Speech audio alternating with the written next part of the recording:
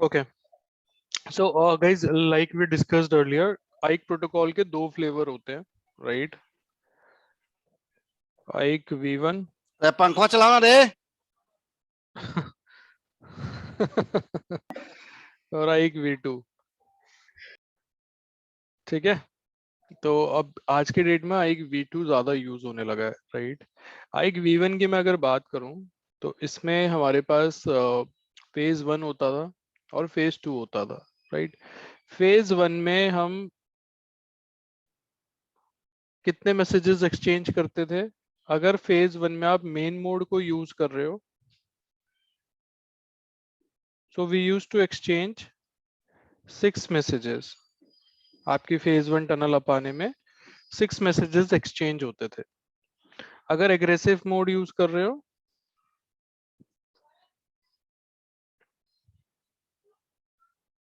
तो 3 messages exchange होते थे, ठीक है। बट AIK V2 में क्या हुआ? Only one exchange procedure is defined, ठीक है। सिर्फ यहाँ पे वन एक्सचेंज प्रोसेस है,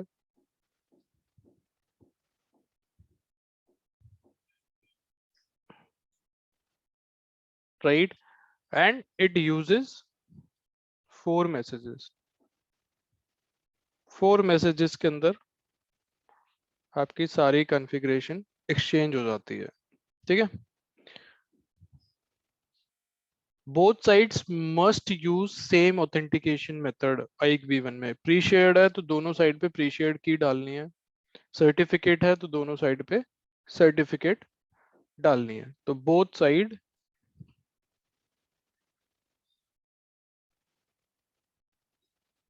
must use same authentication method, ठीक है। प्री शेयर्ड की डाला है तो प्री शेयर्ड की दोनों साइड, सर्टिफिकेट है तो सर्टिफिकेट दोनों साइड। AIK V2 में ऐसा नहीं है, ठीक है। यहाँ पे you can use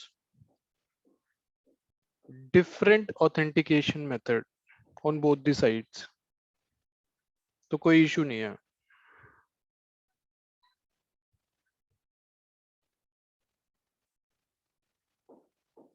right. Same तो रख ही सकते हो बट डिफरेंट भी यूज कर सकते हो, इसमें इशू नहीं आता प्रोटोकॉल में।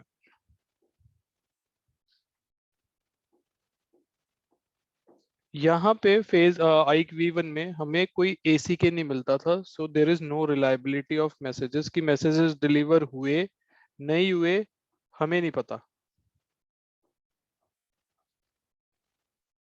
ठीक है। क्योंकि कोई भी एक्नॉलेजमेंट तो आती नहीं है। हमने कल क्लाउड शार्क में खोला भी था, वहां पे भी देखा था कोई ACK पैकेट तो आ नहीं रहा था जो फेज 1 फेज 2 टनल अप करने के लिए। बट यहाँ पे each message is acknowledged and sequenced, ठीक है। V2 में होता है। अब एक और main difference regarding SA, so life time for SA need to be agreed between the peers. यहाँ पे हम पहले ही डिफाइन कर लेते हैं लाइफ टाइम क्या रहेगा सिक्योरिटी एसोसिएशंस का।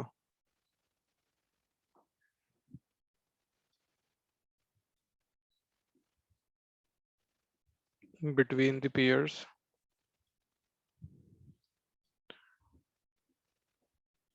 यहाँ पे ऐसा कुछ नहीं है, V2 में नहीं होता। लाइफ टाइम फॉर ऐसे is not negotiated, each peer can delete essays at any time, ठीक है।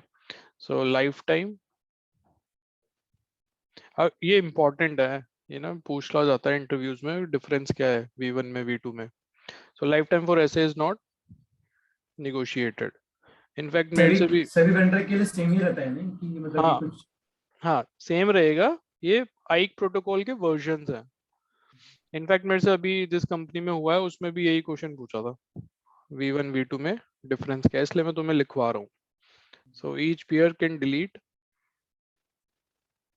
essays at any time।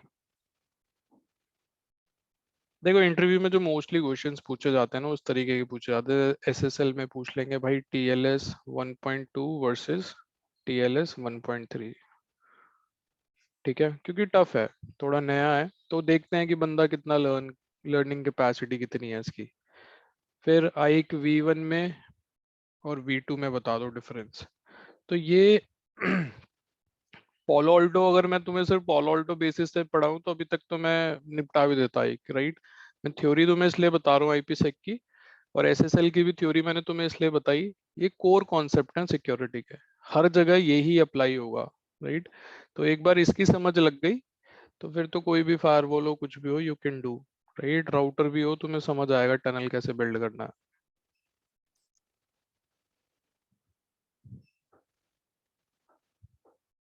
ठीक है।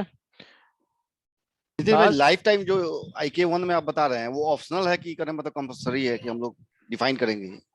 वो तो डिफाइन करना ही होता है, अभी जब क्रिप्टो प्रोफाइल बनाऊंगा वहीं पे दिखा दूंगा तुम्हें, लाइफ टाइम डालते हैं। ठीक है, ओके। यहाँ पे डालना ही डालना है। उसके बाद last option, V1 doesn't support EAP,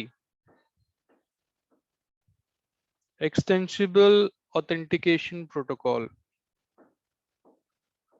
ये नहीं सपोर्ट करता।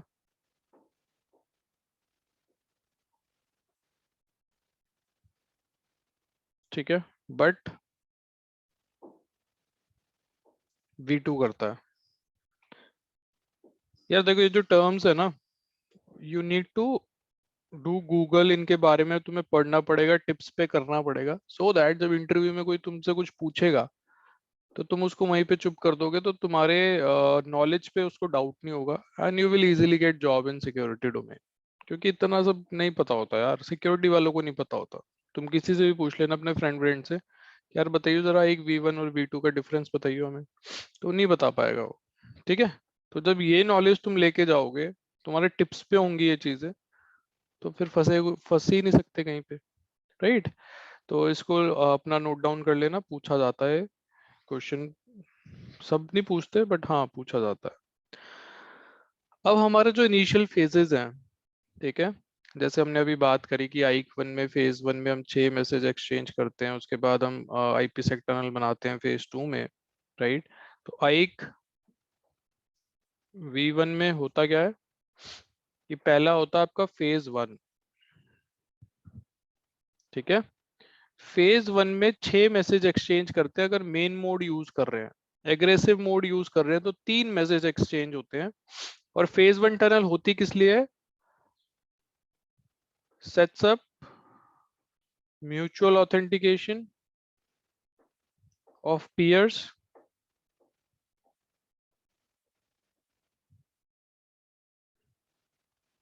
ठीक है। फिर क्रिप्टोग्राफिक पैरामीटर्स शेयर हो जाते हैं हमारे फेज 1 में,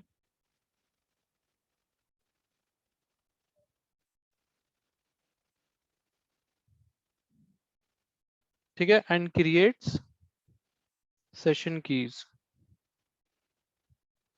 एनक्रिप्शन और डिक्रिप्शन के लिए जो हम यूज करते हैं, ये काम होता है फेज 1 का। बट फेज 2 डज, अब फेज 2 आपकी एक्चुअल में IPsec टनल है जो तुम्हारा डेटा कैरी करेगी। तो क्रिएट्स, फेज 2 क्या करता है? Creates IPsec tunnel by using the session keys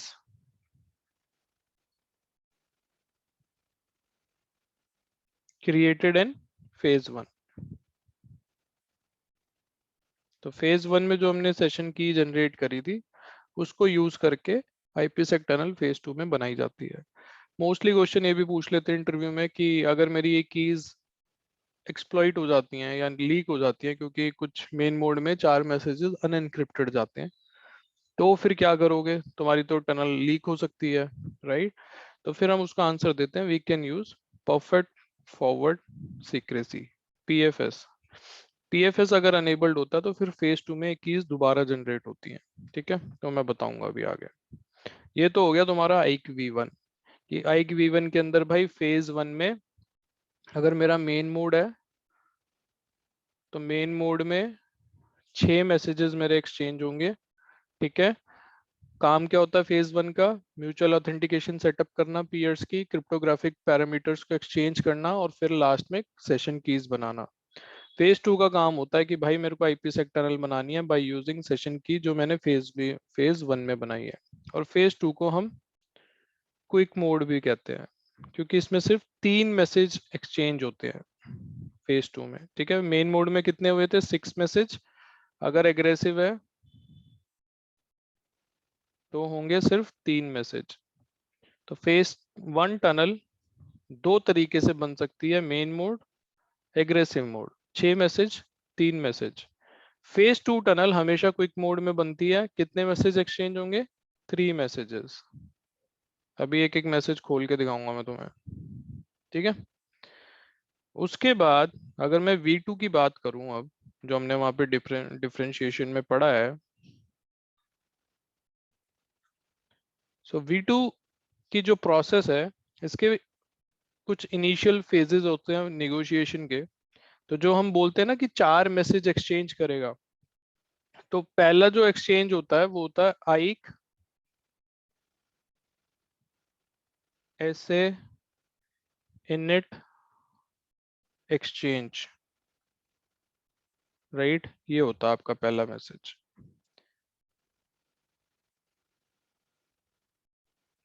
ठीक है, दूसरा जो इसमें एक्सचेंज होता है वो होता है आइक ऑथ, ठीक है, एक्सचेंज।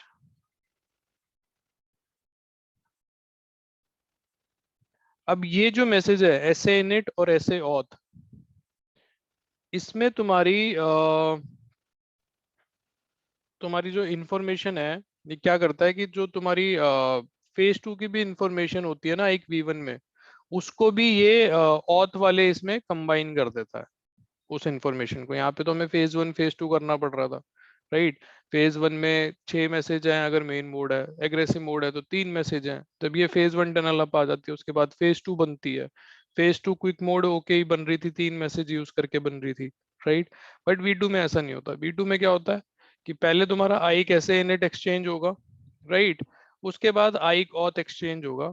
और जो फेज 2 की इंफॉर्मेशन थी आई V1 में जो क्विक मोड का था, वो तुम्हारा इस ऑथ में ही एक्सचेंज हो जाती है V2 के केस में। ठीक है, पोलो ऑल्टो में V2 की सपोर्ट आई थी after pan OS 7.0 and above. ठीक है, तो पहले आज ये सारे मैसेजेस खोलेंगे फिर ये मैसेजेस खोलेंगे, तो तुम्हें फिर डिटेल्ड में समझ आएगा कि भाई चल क्या रहा है, राइट? कैसे कैसे चीजें होती हैं। तो let's first discuss about V1, फिर हम V2 को समझेंगे। एक बार V1 अच्छे से समझ आ गया, V2 बहुत इजीली आ जाएगा क्योंकि सिंप्लीफाइड है, ज्यादा उसमें वो नहीं है।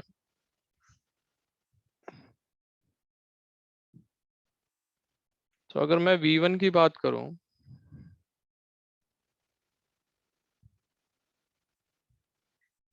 राइट, तो मेरा फेज 1 टनल का क्या काम है? It is going to set up secure channel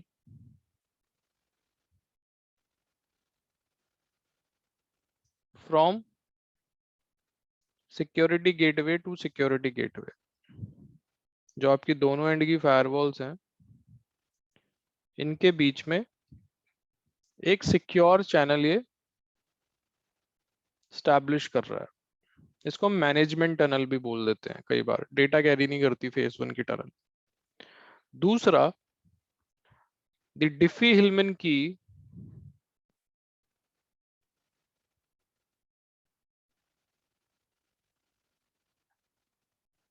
exchange algo is used to generate a symmetric key, to generate a symmetric key, जिसको हम वो भी कहते हैं, जैसे हमने अभी SSL में शेयर्ड सीक्रेट जनरेट किया था, सिमिलरली यहाँ पे भी हम सिमेट्रिक की जनरेट करते हैं सो दैट उनको हम यूज करके फिर एनक्रिप्शन डिक्रिप्शन और अलग अलग तरीके की होती हैं SKID D, SKID E, SKID A, तो सबका मैं तुम्हें यूज बताऊंगा. So Diffie-Hellman key exchange algorithm is used to generate a symmetric key common to security gateways, और you can say communicating gateways. जो ये बात कर रहे हैं दोनों गेटवे, इनके लिए कॉमन होती है वो की. तो वही है, मैथमेटिकल कंप्यूटेशन की हेल्प से वो जनरेट कर लेते हैं दोनों एंड पे सेम की. ठीक है. फेज 2 का जो मेन काम है, अब फेज 2 में क्या हो रहा है,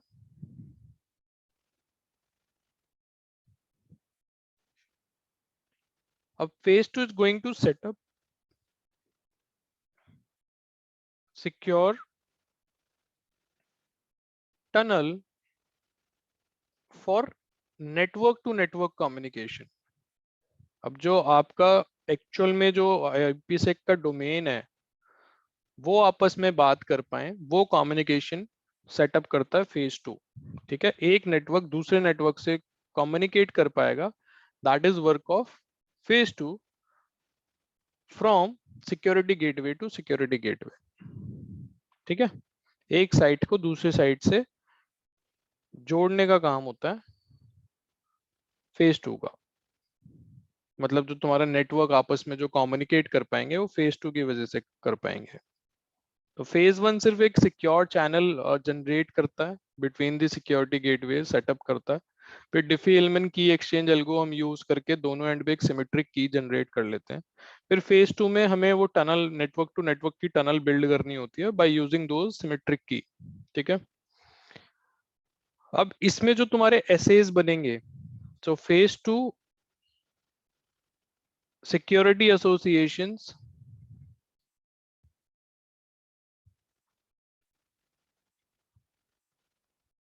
are created by using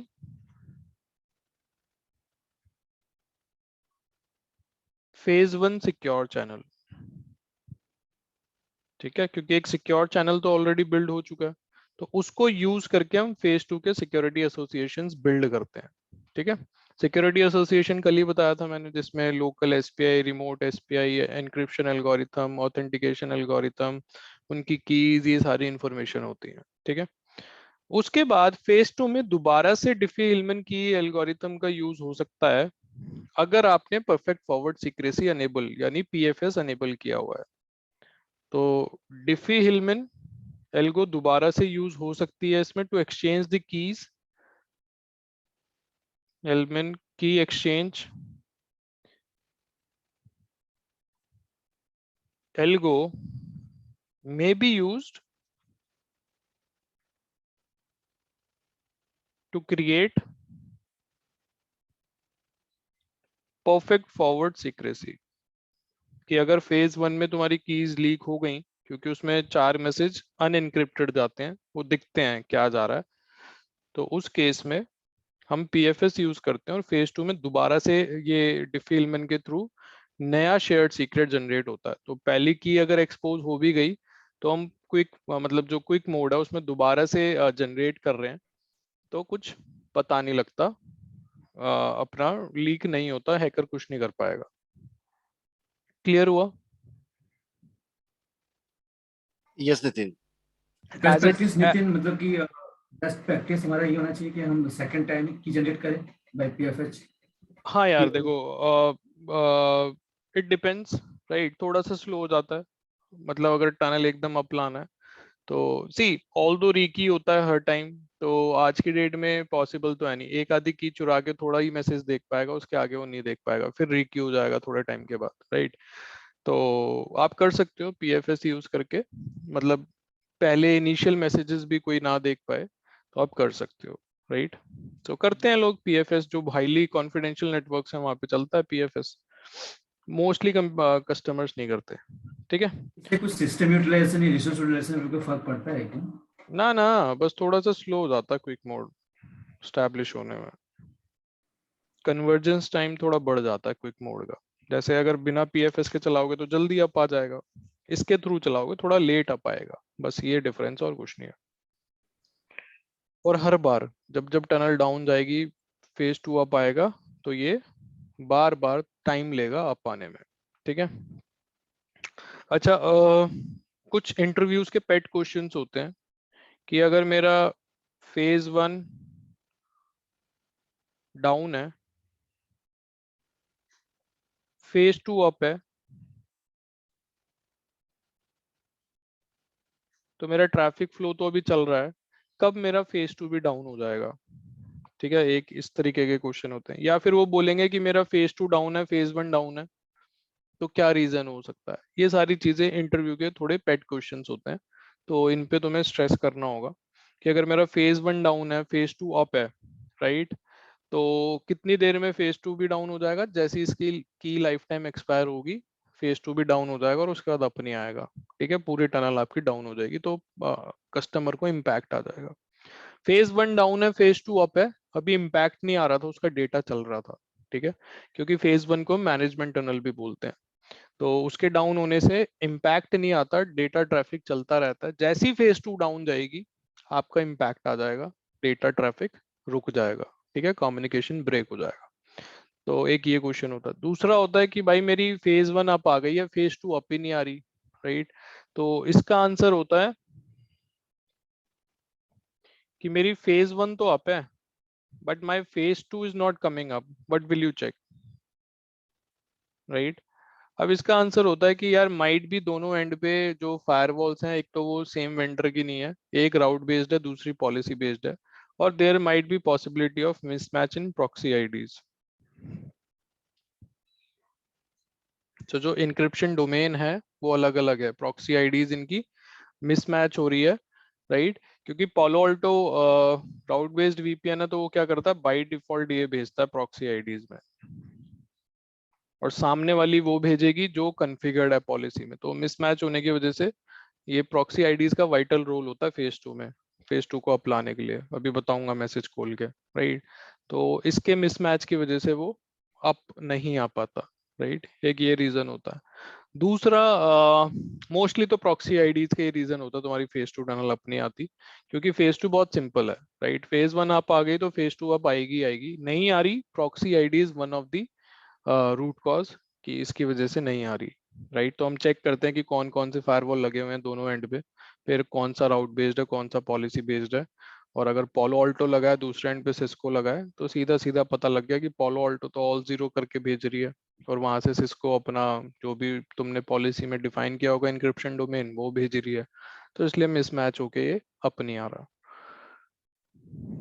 आगे और डिस्कस करेंगे इन सब चीजों को। जो बाइक वर्जन 2 है नितिन, उसमें भी सेम पंगा ही आएगा या उसमें अलग उसका ही थोड़ा, रहेगा क्योंकि उसका अलग है, उसका अलग तरीके से बताऊंगा, पहले V1 समझो आराम से ना, क्योंकि इतना इजी नहीं है समझना भाई। ये भी बाउंसर जानी शुरू हो जाएंगी जब मैसेज खोलूंगा ना एक एक तो मेन मोड में, now let's have a look कि आपकी अभी तक हमने पैकेट फ्लो देखा था कि पैकेट फ्लो हो कैसे रहा था। Now we need to understand कि टनल कैसे बिल्ड होगी हमारी, राइट, क्या प्रोसेस है बैकएंड में, वो 6 मैसेजेस में क्या जा रहा है मेन मोड में, या अगर एग्रेसिव मोड में 3 मैसेजेस हैं तो क्या जाता है हमारा, राइट। तो let's have a look.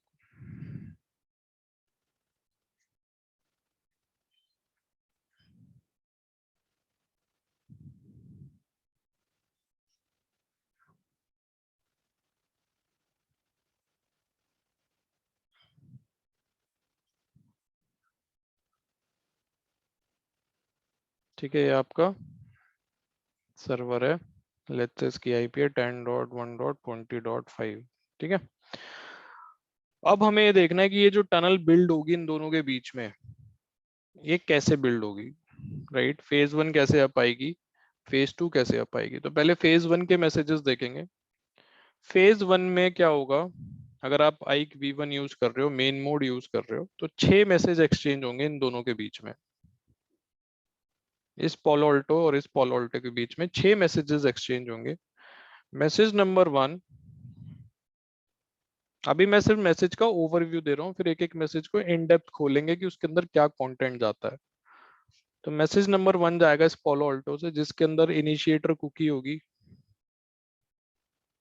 Right, responder cookie 0 होता है, ऐसे प्रपोजल लिस्ट होगा, हैगल पैरामीटर्स जाएंगे कि मैं ये वाली एनक्रिप्शन यूज करूंगा एल्गो, ये वाली करूंगा ऑथेंटिकेशन के लिए, लाइफ टाइम वगैरह, ये सारी डिटेल्स होती हैं।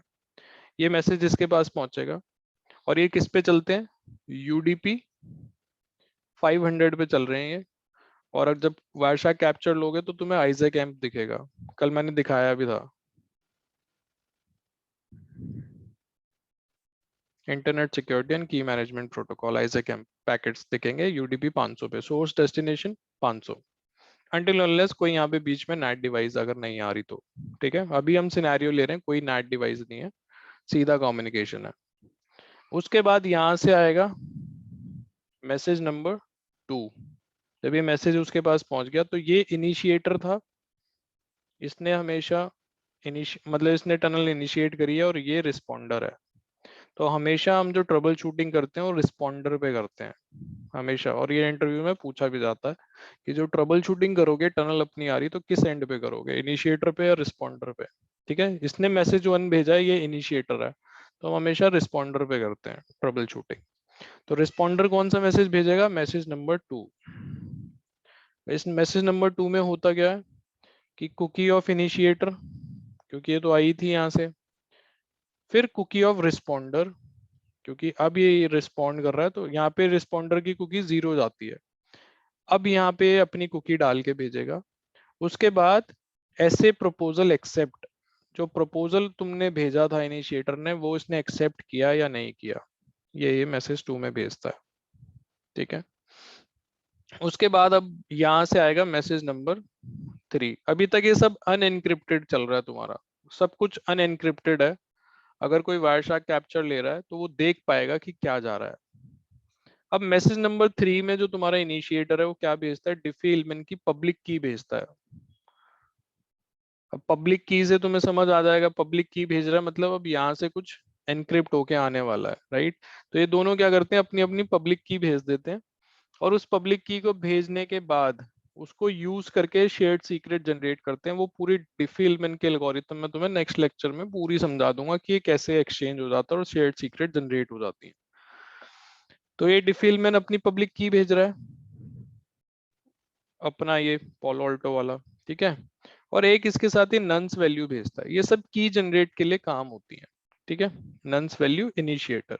इसी में तुम्हारा एक पेलोड और जाता है नेट डिस्कवरी का, जो नेट डिस्कवरी को आइडेंटिफाई करता है। तो इसमें क्या होता है कि सोर्स आईपी, इस डिवाइस की सोर्स आईपी, इसका सोर्स पोर्ट, उसका हैश करके डाल देता है, प्लस डेस्टिनेशन आईपी, डेस्टिनेशन का पोर्ट, उसका हैश करके डाल देता है, दोनों वैल्यू डाल के भेज देता है।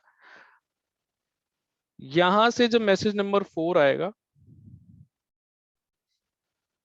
तो ये चेक करेगा इस हैश वैल्यू को। तो मैसेज नंबर 4 में क्या होता है, जो रिस्पॉन्डर है वो अपनी सोर्स आईपी सोर्स पोर्ट का हैश करके डालेगा, और डेस्टिनेशन आईपी डेस्टिनेशन पोर्ट का हैश करके डालेगा। अब अगर बीच में नेट डिवाइस होगी तो यानी जो इसको सोर्स आई, जो इसको डेस्टिनेशन आईपी दिख रही है वो दूसरी दिख रही होगी, और जो इसको दिख रही है सोर्स आईपी, जो इसकी खुद की सोर्स आईपी और सोर्स पोर्ट का हैश होगा वो डिफरेंट होगा। तो ऐसे ये नेट डिटेक्ट कर लेते हैं। ऑल्दो मैं उस प्रोसेस को भी पूरा डीप में तुम्हें समझा दूंगा, ठीक है, कि कैसे डिस्कवर होता है। तो अब यहाँ से इसने डिफिलमेंट पब्लिक की भेजी अपनी, जो रिस्पॉन्डर होता है ये अपनी भेज देता है, वहां से उसने अपनी भेजी, इसने अपनी दे दी उसको, और अपनी नन्स वैल्यू दे देते हैं कि मेरी रिस्पॉन्डर की है, प्लस नेट डी का वो पेलोड तुम्हारा लेके जाता है कि भाई मेरे एंड पे सोर्स आईपी सोर्स पोर्ट का सॉकेट का हैश ये है, डेस्टिनेशन सॉकेट का हैश ये है। तो वो हैश कंपेयर करके इन्हें पता लग जाता है कौन सा गेटवे नेट के पीछे है। अब ये सब जब ये डिफिलमेंट की एक्सचेंज हो गया, नन्स एक्सचेंज हो गया, प्री शेयर्ड की जो हम पहले से डिफाइन करके रखते हैं दोनों एंड्स पे, उन सब को यूज करके ना शेयर्ड सीक्रेट जनरेट हो जाती हैं, एसकेआईडीज जनरेट हो जाती हैं। और अब जो तुम्हारे मैसेजेस जाएंगे, अभी तक ये सब अनएनक्रिप्टेड था, कोई भी ये इंफॉर्मेशन देख सकता था अगर वो वायरशार्क कैप्चर ले रहा था, बट जो अब मैसेज जाएगा, मैसेज नंबर 5, वो होगा अब एनक्रिप्टेड। ठीक है, विद द हेल्प ऑफ एसकेआईडी ई, ये वाली की यूज करके उसको एनक्रिप्शन में किया जाएगा। तो क्योंकि ये कीज वगैरह सब एक्सचेंज हो गई थी, अब ये दोनों मशीन्स सेशन कीज जनरेट कर लेंगी फॉर एनक्रिप्शन। ठीक है, तो अब जो मैसेज नंबर 5 जाएगा वो एनक्रिप्टेड होगा और उसके अंदर क्या होता है, आइडेंटिफिकेशन ऑफ इनिशिएटर और उसका हैश। ठीक है, तो आइडेंटिफिकेशन में ईमेल एड्रेस यूज कर रहे हो तुम या आईपी एड्रेस यूज कर रहे हो, वो भी हम देखेंगे। ठीक है, वो वैल्यूज जाती हैं और यहां से ये भेजता है मैसेज 6 में अपनी आइडेंटिफिकेशन भेजेगा ये। तो ये अपनी जो भी आपने कॉन्फ़िगर करा हुआ है कॉन्फ़िगरेशन में, ईमेल एड्रेस है, आईपी एड्रेस है, जो भी है, राइट। तो ये दोनों मैसेज आपके एनक्रिप्टेड होंगे। अब अगर कोई कैप्चर लेगा तो उसको कुछ नहीं पता लगेगा। ठीक है, so this is your overview of main mode. तो मेन मोड में 6 मैसेज एक्सचेंज हुए, 4 थे अनएनक्रिप्टेड और लास्ट के 2 मैसेज थे एनक्रिप्टेड। ठीक है, this is your main mode. अब एक एक मैसेज को खोल के देखते हैं कि मैसेज 1 में क्या गया, मैसेज 2 में क्या गया, मैसेज 3 में क्या गया, राइट। और एक एक प्रोसेस को समझने का ट्राई करते हैं। भाई समझ आ रहा है? हेलो? ये नितिन एक दो बार देखेंगे और तो समझ में आएगा, ऐसे हल्का हल्का समझ में आ रहा है। ठीक है, ओके। अब सबसे पहली चीज होती है कि जो आपकी ये कुकी जनरेट हो रही है, जिसको हम बोल रहे हैं इनिशिएटर कुकी, राइट। ये कुकी कैसे जनरेट हुई, इसका मैकेनिज्म क्या था? तो एक 8 बाइट का सूडो रैंडम नंबर होता है जिसको हम यूज करते हैं। तो जो कुकी की वैल्यू जनरेट होती है ये हैश से निकलती है, MD5 एल्गोरिथम में गई। इसमें हमने क्या किया, सोर्स आईपी, डेस्टिनेशन आईपी, इनको लिया, प्लस एक रैंडम नंबर लिया जाता है,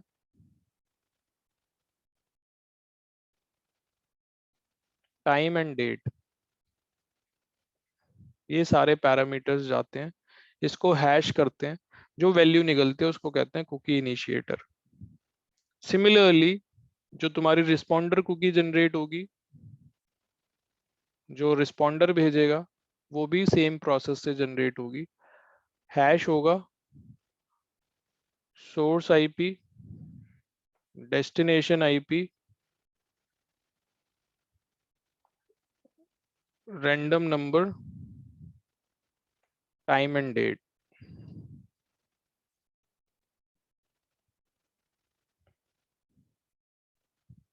ठीक है, ऐसे तुम्हारी ये कुकीज जनरेट होती हैं, जो मैसेज नंबर 1 में, मैसेज नंबर 2 में भेजने से पहले ये तुम्हारा डिवाइसेस करती हैं, राइट। कुकी जनरेट होना बहुत जरूरी है। ठीक है, अब उनके यूजेस क्या, अब तुम्हें समझ आएगा। अब हमें मैसेज नंबर 1 भेजना है।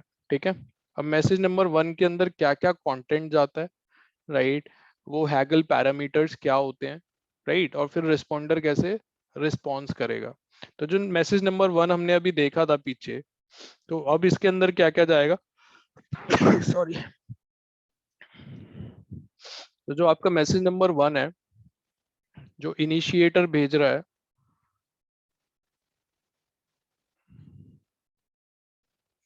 टुवर्ड्स रिस्पॉन्डर को, राइट। तो मैसेज अगर आप बनाओगे तो मैसेज कुछ ऐसा होता है। सबसे पहले होती है मेरी इनिशिएटर कुकी, जो अभी मैंने तुम्हें दिखा दी कैसे जनरेट होती है। ठीक है, पहले वो कैलकुलेट होती है, फिर उसको यहाँ पे डाल दिया जाता है और ये तुम्हें कैप्चर्स में दिखेगा। उसके बाद रिस्पॉन्डर कुकी, रिस्पॉन्डर कुकी अभी तो 0 आएगी क्योंकि ये रिस्पॉन्डर डाल सकता है। तो क्या होता है, सारा यहाँ पे 0 होता है क्योंकि ये रिस्पॉन्डर भर के भेजेगा। हमें अभी नहीं पता रिस्पॉन्डर की कुकी क्या है, वो अपनी एल्गोरिथम रन करेगा, सेम प्रोसेस यूज करेगा, हैश कैलकुलेट करेगा, डाल के भेज देगा। ठीक है, अब ये सब हो क्यों रहा है, कुकीज क्यों जनरेट कर रहे हैं? क्योंकि ये कुकी तो सेम रहने वाली है ना, जितने भी ये मैसेज हमारे एक्सचेंज होंगे, 6 मैसेज एक्सचेंज होंगे, तो इन केस बीच में कोई खेल तो नहीं रहा, कोई कुछ छेड़खानी तो नहीं कर रहा, राइट। तो इसलिए हमें पता लग जाएगा अगर कुकी चेंज होती है तो नहीं यार ये तो अब कहीं और से आने लगे पैकेट्स, राइट। ऑथेंटिसिटी के लिए हमें पता रहता है कि अच्छा इनिशिएटर की कुकी ये थी, रिस्पॉन्डर की कुकी ये थी पहले 2 मैसेजेस में, उसके बाद के जो मैसेज आ रहे हैं उसमें कुछ और आ गया, तो फिर हमें पता लग जाएगा कि भाई कोई छेड़खानी कर रहा है, राइट। अब तुम्हारा इसके अंदर जो पेलोड होता है सिक्योरिटी एसोसिएशन का होता है, राइट। उसके अंदर तुम देखोगे तो तुम्हें दिखेगा वर्जन, और यही कल हमने देखा भी था पैकेट कैप्चर्स में। उसके बाद तुम्हारा एक्सचेंज, एंड फिर तुम्हारा होगा यहाँ पे एक फ्लैग्स की फील्ड, ठीक है। और उसके बाद होती है मैसेज आईडी, कि मैसेज की आईडी क्या है इसकी, ठीक है। उसके बाद, और ये सब वायरशार्क में तुम्हें दिखेगा, खोलते जाओगे तुम्हें एक एक चीज दिखती जाएगी। उसके बाद वो पूछेगा भाई पूरे मैसेज की लेंथ कितनी है, total message length, right. And after that तुम्हें फील्ड दिखेगी नेक्स्ट पेलोड। अब नेक्स्ट पेलोड में क्या होता है, राइट, तुम्हारा एसए का पेलोड होता है, एसए पेलोड लेंथ, पहले बताएगा लेंथ कितनी है इसकी, ठीक है। फिर तुम्हारा ऐसे पेलोड के अंदर होगा क्या, तुम्हारे हैगल पैरामीटर्स होंगे, ठीक है।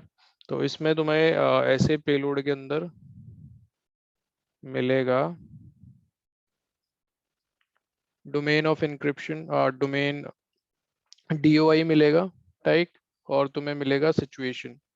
सो डोमेन इंफॉर्मेशन मिलती है, उसके अंदर तुम्हारी फिर प्रपोजल पेलोड होगा, ठीक है। उसके बाद तुम्हारा फिर ट्रांसफॉर्म पेलोड होगा, उसके बाद तुम्हारा मतलब वो सारे हैगल जो पैरामीटर्स थे तुम्हारे, वो सारी डिटेल्स धीरे धीरे तुम खोलते जाओगे तुम्हें दिखती जाएंगी। तो ऐसे पेलोड गया, ऐसे पेलोड ने क्या इंक्लूड कर रखा था, डीओआई एंड सिचुएशन, ये होता है इसके अंदर। खोलोगे यही चीजें दिखेंगे तुम्हें, ठीक है। उसके बाद देखोगे नेक्स्ट पेलोड, फिर ये वही बोलेगा कि प्रपोजल पेलोड, नेक्स्ट जो पेलोड है मेरा वो प्रपोजल पेलोड होता है। तो प्रपोजल पेलोड की लेंथ कितनी है, राइट। और इसके अंदर जाएगा क्या, प्रपोजल, जो हम अभी बात कर रहे थे, प्रपोजल पेलोड होगा इसके अंदर, ठीक है। उसके बाद प्रपोजल पेलोड के अंदर मतलब जब उसके नीचे तुम देखोगे तुम्हें फिर दिखेगा नेक्स्ट पेलोड, नेक्स्ट पेलोड में फिर तुम्हारा वो कोई ट्रांसफॉर्म पेलोड की लेंथ कितनी है, ये मतलब एक के अंदर एक नेस्टेड हो रखा है, खोलते जाओगे तुम्हें दिखते जाएंगे वायरशार्क में। फिर ये बोलेगा ट्रांसफॉर्म पेलोड की लेंथ कितनी है, ठीक है। और ट्रांसफॉर्म पेलोड के अंदर क्या होगा तुम्हारा, ट्रांसफॉर्म पेलोड के अंदर तुम्हारे वो सारे पैरामीटर्स होंगे कि भाई कौन सी एल्गोरिथम हम यूज करने वाले हैं एनक्रिप्शन के लिए, कौन सी हम ऑथेंटिकेशन के लिए यूज करेंगे, वो सारी इंफॉर्मेशन तुम्हारी ट्रांसफॉर्म पेलोड के अंदर होती है, ठीक है। उसके बाद, उसके बाद क्या बचा,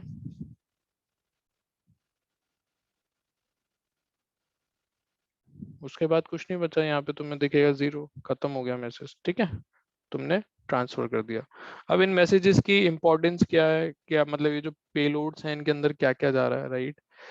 तो ये जो ऐसे पेलोड गया, ये ऐसे पेलोड तुम्हें बता रहा है कि भाई मेरे पास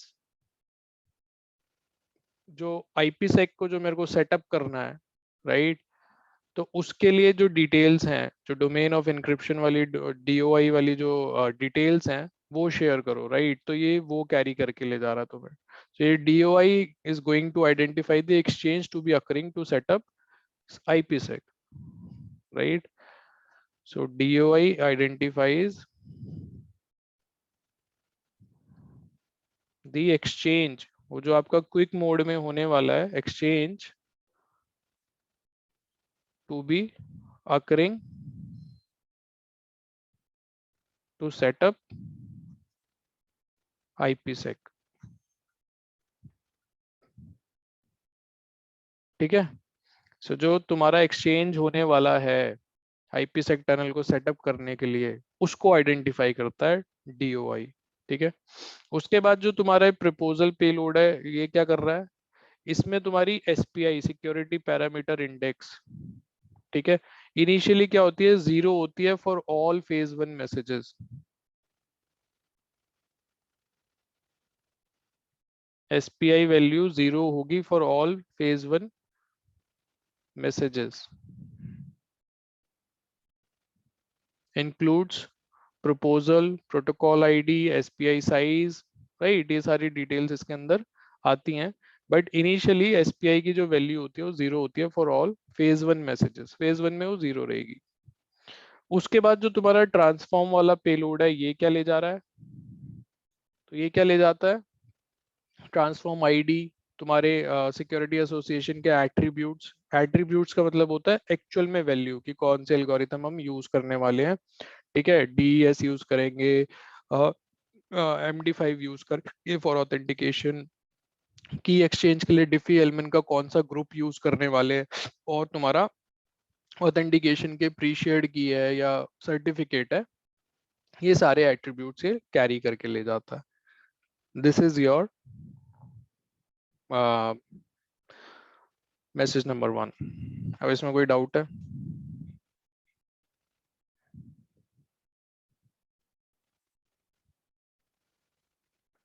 अच्छा, एक चीज और है, ये आइजैक एडर है तुम्हारा, अगर तुम्हें कंफ्यूजन हो रही हो क्या बता दिया, ये आइजैक का हेडर है तुम्हारा।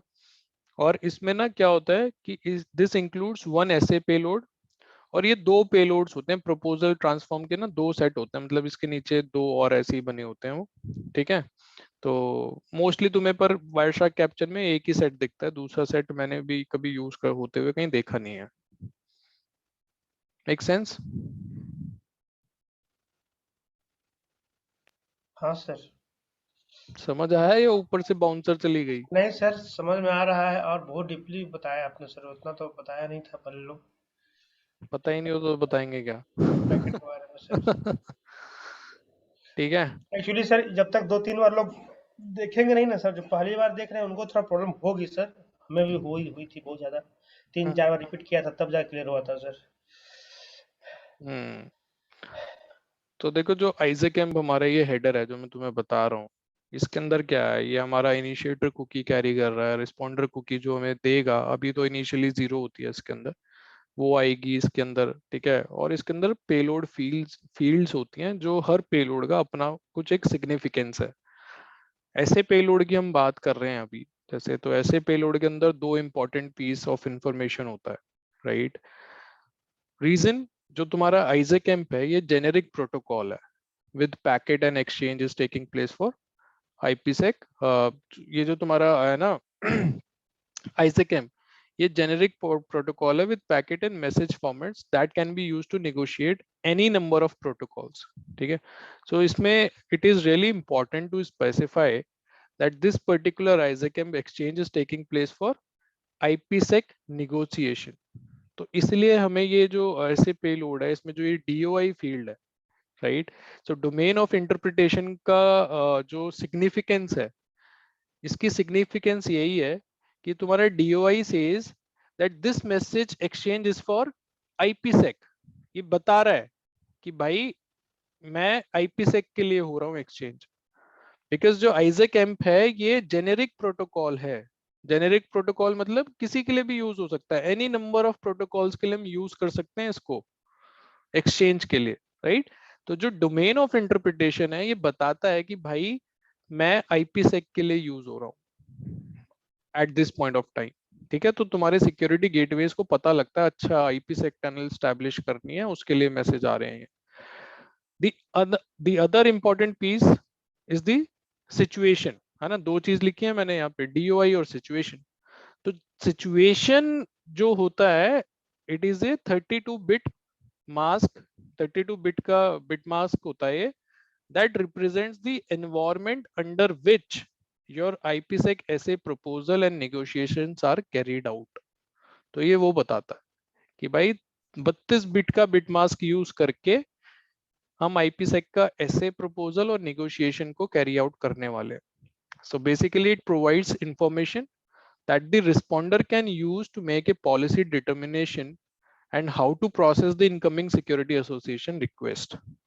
तो वो उन चीजों के लिए दोनों चीज यूज हो रही है। तो जो तुम्हारा ऐसे पेलोड है बहुत वाइटल रोल प्ले कर रहा है। एक तो ये बता रहा है कि ये जो आइजैक का हेडर आया है ये आया किसके लिए है, ये आया है to set up the IPsec tunnel.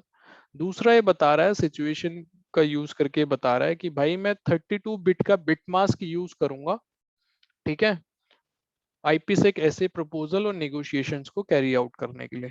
अब यार ये जो चीजें हैं ना बहुत डीप लेवल की, मतलब ये कंप्यूटर लेवल की हैं, हार्डवेयर की। ये बिट मास्क क्या होता है ये सब चीजें तुम्हें माइट भी समझना है, कोई पूछेगा भी नहीं, राइट। ये तो कोई मेरे जैसा ही अगर इंटरव्यू में बैठ जाता है और बहुत हाई प्रोफाइल आती है कि भाई इंटरव्यू लेना है इसका, बड़े रोल के लिए लेना है, तब मैं उधेड़ देता हूँ उनको इन सब चीजों में, राइट। उनको पता ही नहीं होता ये सब क्या है।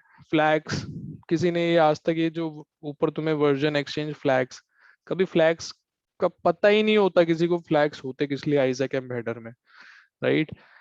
तो सिमिलरली ऐसे पेलोड के बाद होता है हमारा प्रपोजल पेलोड, राइट। अब प्रपोजल पेलोड के अंदर हमारे पास क्या क्या होता है, प्रपोजल नंबर होता है, प्रोटोकॉल आईडी होती है, SPI होता है। तो SPI मैंने तुम्हें अभी बता दिया 0 होता है सारे फेज 1 मैसेजेस के लिए, ठीक है। नंबर ऑफ ट्रांसफॉर्म्स कितने सेट आ रहे हैं हमारे पास, एक सेट आएगा, 2 सेट आएंगे, राइट। ये सारी डिटेल्स होती है।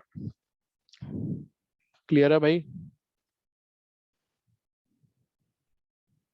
हेलो। यस नितिन। हाँ जी नितिन जी। उसके बाद ट्रांसफॉर्म पेलोड मैंने बता ही दिया, इसके अंदर ऐसे एट्रीब्यूट्स होते हैं कि भाई कौन सी एल्गोरिथम यूज होगी फॉर एनक्रिप्शन, फॉर ऑथेंटिकेशन, डिफेलमेंट का कौन सा ग्रुप यूज करने वाले हैं हम, राइट। और ऑथेंटिकेशन का मैकेनिज्म क्या है, प्री शेयर्ड है, सर्टिफिकेट है, ये सारी चीजें हमारी मैसेज 1 में जाती हैं। खोल के दिखाऊं अब? ठीक है, मैं तुम्हें ओपन करके दिखा देता हूँ। क्लाउड शार्क में जाते हैं। Cloud shark IPsec main mode.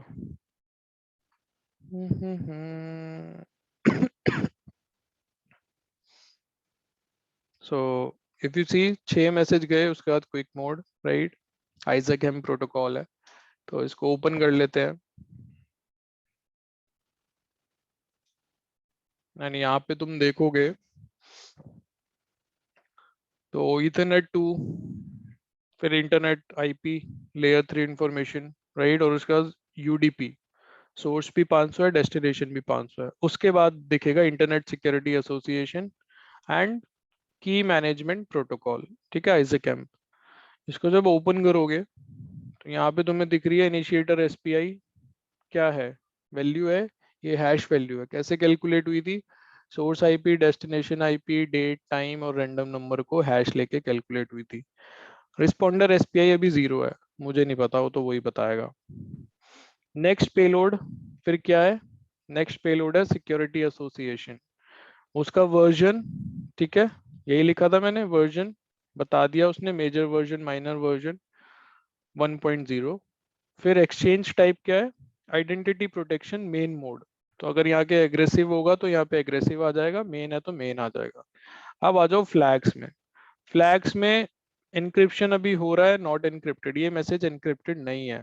तो जो ये 5वां और 6ठा होता है, यहीं पे तुम्हें ये बिट सेट मिलेगी 1, उसका मतलब कि एनक्रिप्टेड मैसेज है। अभी क्या है, नॉट एनक्रिप्टेड 0 सेट है, ठीक है। Commit, no commit, authentication, no authentication, इस मैसेज में कोई अभी ऑथेंटिकेशन भी नहीं हो रही, ठीक है। तो ये होता है फ्लैग्स का मतलब। उसके बाद मैसेज ID तो देखोगे ऑल 0 है अभी, ठीक है। फिर आ गई तुम्हारी लेंथ, कि पेलोड्स की लेंथ कितनी है, जो पेलोड्स आ रहे हैं मेरे पास 168। फिर पेलोड खोलोगे तो सिक्योरिटी एसोसिएशन सबसे पहला पेलोड, उसके अंदर देखोगे वेंडर आईडी दिखेगा, रिजर्व दिखेगा, पेलोड की लेंथ दिखेगी, domain of interpretation IPsec, and उसके बाद देखो सिचुएशन। सिचुएशन को खोलोगे तो तुम्हें पता लग जाएगा आइडेंटिटी ओनली, सीक्रेसी, इंटीग्रिटी क्या क्या। तो अभी ये सिर्फ आइडेंटिटी के लिए यूज हो रहा है, सीक्रेसी और इंटीग्रिटी के लिए फॉल्स है, बिट सेट नहीं है। फिर तुम पेलोड को खोलोगे तो इसके बाद होता है तुम्हारा सबसे पहले प्रोपोजल पेलोड, राइट। तो प्रोपोजल पेलोड के अंदर तुम्हारी ये सारी चीजें हैं, एसपीआई का साइज है, प्रोटोकॉल आईडी है, प्रोपोजल नंबर है, पेलोड लेंथ है, राइट। और उसके बाद वो बताता है कि प्रोपोजल ट्रांसफॉर्म सेट कितने आए, एक आया, दो आया, राइट। तो वो ट्रांसफॉर्म सेट, क्योंकि हम प्रोपोजल भेज रहे हैं तो अलग अलग भी भेज सकते हैं। जैसे हम एसएसएल में साइफर शूट भेजते थे तो उसमें से फिर रिस्पॉन्डर एक जो सर्वर होता था वो एक पिक कर लेता था। तो ऐसे ही यहाँ पे ट्रांसफॉर्म सेट तुम्हारा दो भी जा सकते हैं, ठीक है। अभी ये कह रहा है मैंने तो एक ही भेजा है भाई। फिर ये तुम्हारा ट्रांसफॉर्म सेट है जिसके अंदर एक्चुअल में अब तुम्हें एट्रीब्यूट्स दिखेंगे आइक के। तो payload length, transform number, transform ID तुम्हें मिल गई। फिर आइक की एट्रीब्यूट, तो सबसे पहला एट्रीब्यूट भेजा है उसने एनक्रिप्शन का, ठीक है। तो एनक्रिप्शन एल्गोरिथम, और एनक्रिप्शन एल्गोरिथम कौन सी यूज कर रहे हैं, एईएस यूज कर रहे हैं, सीबीसी। फिर वो भेजता है की लेंथ, कि मेरी लेंथ की कितनी होने वाली है, 128 बिट होने वाली है। फिर हैश एल्गोरिथम कौन सी यूज कर रहा हूँ मैं शाह यूज कर रहा हूँ। फिर ग्रुप डिफिलमेंट, कौन सा ग्रुप यूज करने वाला हूँ मैं, ऑल्टरनेट 1024 बिट एमओडीपी ग्रुप में यूज करने वाला हूँ। फिर ऑथेंटिकेशन मेथड क्या है मेरा, प्री शेयर्ड है, तो प्री शेयर्ड की यूज हो रही है दोनों एंड पे। उसके बाद लाइफ टाइप मेरा क्या है, सेकेंड्स में है, ठीक है। लाइफ ड्यूरेशन क्या है, 86,400 सेकेंड्स। इसके बाद मेरी की रीकी हो जाएगी, ठीक है। उसके बाद ये वाले जो पेलोड्स थे ये वेंडर स्पेसिफिक हैं, जैसे नेट रिवर्सल, तो RFC 3947 में इसका जिक्र किया गया है, NAT traversal to identify the NAT device, अगर नेट आती है उसका शिफ्ट हो जाए UDP 500 से UDP 4500 पे, राइट। तो ये वाला पेलोड तुम्हें दिखेगा, इसके अंदर तुम्हें वेंडर आईडी और ये सारी डिटेल्स दिख जाएंगी। उसके बाद तुम्हारा नेट रिवर्सल के ही पेलोड है ये, draft IETF IPsec net net TI07, right. ये सारी सपोर्ट के डिवाइस टू डिवाइस वेरी करता है, ठीक है। ये सारे पेलोड नेट ट्रेवर्सल वाले, ये जितने भी तुम्हें दिख रहे हैं डिवाइस टू डिवाइस वेरी करते हैं। ये अभी सिस्को राउटर है उसके कैप्चर दिख रहे हैं तुम्हें, पोलो ऑल्टो में लेगा थोड़ा सा डिफरेंट दिख जाएगा, ठीक है। तो ये हो गया आपका मैसेज नंबर 1। अब देखो जब तुम्हारा रिस्पॉन्डर रिप्लाई कर रहा है तो उसने क्या क्या भेजा, अब राइट, अब उसको ओपन करते हैं। तो वही रहा source port, destination port, IP वगैरह तुम वेरीफाई कर लेना। उसके बाद इसको आप ओपन करोगे, इनिशिएटर SPI वही थी जो आई थी मैसेज नंबर 1 में, अब इसने अपनी कैलकुलेट करके यहाँ पे डाल दी, ठीक है। नेक्स्ट पेलोड मेरा वही है, सिक्योरिटी एसोसिएशन है, वर्जन उसने बता दिया 1.0 यूज कर रहा हूँ मैं, मेजर माइनर। एक्सचेंज बता दिया उसने कि मेन मोड है। फ्लैग्स में देखो अभी नॉन एनक्रिप्टेड है, 000, कुछ एनक्रिप्ट नहीं है, कोई ऑथेंटिकेशन नहीं हो रही इन मैसेजेस की। मैसेज आईडी 0, लेंथ बता दी कि भाई इतनी लेंथ है। पेलोड सिक्योरिटी एसोसिएशन को खोलोगे, डोमेन ऑफ इंटरप्रिटेशन में बता दिया उसने कि भाई IPsec है। सिचुएशन, सिचुएशन को खोलोगे तो आइडेंटिटी ही अभी यूज हो रही है, सिक्रेसी इंटीग्रिटी चेक नहीं हो रही है। उसके बाद पेलोड प्रोपोजल को खोलोगे, वही सारी चीजें मिलेंगी, प्रोटोकॉल आईडी, प्रोपोजल नंबर, ये सब। और फिर आपको पेलोड ट्रांसफॉर्म मिलेगा। ट्रांसफॉर्म को खोलोगे तो तुम्हें एट्रीब्यूट्स दिख जाएंगे, और ये एट्रीब्यूट्स एग्जैक्ट वही होंगे जो उसने भेजे थे। तो ये बेसिकली प्रपोजल एक्सेप्ट है, आपको एक्सेप्टेंस है रिस्पॉन्डर की साइड से, ठीक है। तो देखो एनक्रिप्शन एल्गोरिथम ये भी वही यूज कर रहा है, AES CBC। लेंथ ये भी 128 बिट कर रहा है, हैश में SHA यूज कर रहा है। ग्रुप ये भी वही यूज कर रहा है, ऑल्टरनेट 1024 बिट MODP ग्रुप, इसका भी प्री शेयर्ड मैकेनिज्म है, राइट। लाइफ टाइप, यहाँ पे ये एक्सेप्टेंस जो हम समझते हैं कि एक्सेप्ट कर रहा है, ये कैसे आइडेंटिफाई करें कि एक्सेप्ट कर रहा है या नहीं कर रहा है? सेम चीजें भेज रहा है ना जो वहां से आई थी सेम प्रपोजल चीज, में। तो वो जो इनिशिएटर भेज रहा है उसी को भेज रहा है, या वो अपना अलग से, ये हम आइडेंटिफाई कैसे कर पाएंगे? सेम ही तो भेज रहा है जो इनिशिएटर ने भेजी है भाई। इनिशिएटर मेरा क्या कहने का करता मतलब, है, इनिशिएटर क्या करता है, 2-3 प्रपोजल मेरा भेज कहने का देता मतलब पता क्या था, सॉरी मैं इंटरप्ट कर रहा हूँ। मेरे कहने का मतलब ये है कि जब हम टनल बनाते हैं तो एक एंड पर लेट जो आप बैठे हो, एक एंड पे मैं बैठा हूँ, हम दोनों आपस में एक आईपी सेक्टर बनाना चाह रहे हैं। तो ऑफ कोर्स मैं अपने एंड पे कॉन्फ़िगर करूंगा जो भी पैरामीटर होगा, और आप अपने एंड पे कॉन्फ़िगर करोगे, राइट। तो जो मैं पैरामीटर डाल रहा हूँ, आप भी तो वही पैरामीटर डाल रहे हो। हाँ तो आप लाइक मैन्युअली अगर आप भी आप कॉन्फ़िगर करोगे ना। हाँ हाँ, तो अगर नहीं करोगे तो टनल अप कैसे आएगी अगर सेम पैरामीटर्स नहीं होंगे? एक्सेप्टेंस का मतलब क्या हुआ? एक्सेप्टेंस का मतलब ये हुआ कि मतलब कि आप भी सेम कॉन्फ़िगर करोगे जो मैं हाँ कॉन्फ़िगर करूंगा। हाँ हाँ, एक्सेप्टेंस का मतलब यही है कि दोनों एंड पे सेम कॉन्फ़िगरेशन डल रही है। जैसे प्री एग्री शेयर्ड एग्री। की भी है, प्री शेयर्ड की भी तो आप दोनों एंड पे सेम ही डाल रहे हो, मिसमैच कर दोगे तो टनल अप ही नहीं आएगी, टनल राइट। अप नहीं आएगा, बिल्कुल सही बोला, हाँ वो जी हाँ तो जी। आपने कॉन्फ़िगरेशन कर दी यार, देखो आपने एग्री एग्री, मैं समझ गया। कॉन्फ़िगरेशन कर दी। अब डिवाइसेस तो एक्सचेंज तो अब स्टार्ट हो रहा है ना, राइट। तो डिवाइस क्लियर जब है, मैसेज क्लियर एक्सचेंज है। कर रहे हैं उन्हें भी तो समझ आना चाहिए क्या एक्सचेंज कर रहे हैं वो। तो जो आपने कॉन्फ़िगर किया है वही वो एक्सचेंज करेंगे, तो इसको कह देते हैं हम एक्सेप्टेंस, बट ये कॉन्फ़िगरेशन है जो आप डाल रहे हो। ठीक है। राइट, मैं कुछ और सोच के चल रहा था इसके लिए। हाँ, एग्री तो एग्री। अब ये देखो लाइफ टाइम वही, सेकेंड्स, लाइफ ड्यूरेशन वही है 86,400। तो ये सारे पैरामीटर्स मैच होने चाहिए, अगर इनमें से कुछ भी मिसमैच है तो फेज वन आपकी अप नहीं आएगी, राइट। तो हम 2-3 प्रपोजल भेज देते हैं, इट डिपेंड्स अपॉन अस कि क्रिप्टो प्रोफाइल या वो जो आई की प्रोफाइल आप बना रहे हो वो कैसी बना रहे हो आप, राइट, उसके अंदर क्या क्या आपने डाला है। तो उसके बेसिस पे आपके ये पेलोड्स ऐड और डिलीट हो जाते हैं, राइट। तो अब ये हो गया, सेलेक्ट यदि हो गया। यदि आप नहीं आता है तो मैं क्या करूंगा, जो रिमोट एंड है, जैसे आपने मुझे बताया कि रिस्पॉन्डर एंड पे आप चेक करोगे, तो रिस्पॉन्डर एंड से मैं क्या बोलूंगा कि भाई मुझे अपना व्हाट्सएप का कैप्चर दे। सीधा कैप्चर लोगे आप इन्हीं चीजों के पैकेट्स के, फायरवॉल पे जैसे हाँ हम लेते हैं, और सीधा वायरशार्क में खोल के देख लूंगा यार वो क्या भेज रहा है, मैं क्या भेज रहा हूँ, पता लग जाएगा। मैं अरे यार मैं ये भेज रहा हूँ, ये भेज रहा है, कैसे आ पाएगी? अप ही नहीं आएगी। और दूसरी बात, डीबग्स चलाते हैं, मैं पोलो अल्टो में तुम्हें चला के दिखाऊंगा डीबग्स, वहीं पे दिख जाता है एरर मैसेज क्या है, क्यों नहीं आ पा रहा। पोलो अल्टो में डीमंस के जब डीबग चलाओगे, जो डीमंस मतलब जो बैकग्राउंड प्रोसेसेस रिस्पॉन्सिबल हैं इन सब चीजों के लिए, जब उन पे डीबग चलाओगे तो तुम्हें वहीं दिख जाएगा क्यों नहीं आ रहा फेज वन, अब क्या मिसमैच है, एरर्स दिख जाते हैं, ठीक है। ठीक है जी।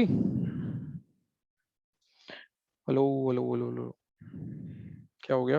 हाँ जी सर, बिल्कुल बिल्कुल। ठीक है। उसके बाद आप देखो यहाँ पे इस भाई ने सिर्फ नेट ट्रेवर्सल की सपोर्ट भेज दी, और वेंडर आईडी नहीं भेजी इसने। जैसे यहाँ पे तो बहुत सारी वेंडर आईडी आई थी, उसने नहीं भेजी, राइट। ये देखो यहाँ पे कितनी सारी ड्राफ्ट आईईटी के भी आए थे, ये सब भी आए थे, वहां से सिर्फ एक ही आया, और इसलिए इसकी लेंथ भी देखो 150 बाइट है, इसकी 210 बाइट थी। ठीक है, तो ये एक डिफरेंस हो गया, और ये डिपेंड करेगा प्रोडक्ट टू प्रोडक्ट। ये जो होता है ना, ये नेट रिवर्सल की support product to product depend करती है। ये हो गया आपका मैसेज नंबर 1 और मैसेज नंबर 2। क्लियर है?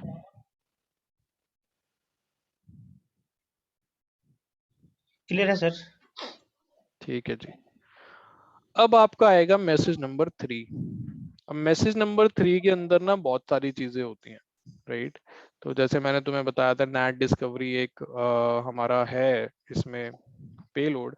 अब मैसेज नंबर 3 भेजने से पहले ना डिफी हिलमैन एल्गोरिथम चलती है। वो जो पब्लिक की मैं तुम्हें भेजना जा रहा था ना, वो पब्लिक की कैसे गई, उसका यूज क्या है, कैसे वो कैलकुलेट हुई है, वो सारी चीजें मैं तुम्हें बता देता हूँ। तो डिफी हिलमैन कैसे काम करता है, क्योंकि मैसेज 3 में पब्लिक की जाएगी। यहाँ पे मैं तुम्हें दिखा देता हूँ। मैसेज 3 में अगर आप यहाँ पे आओगे,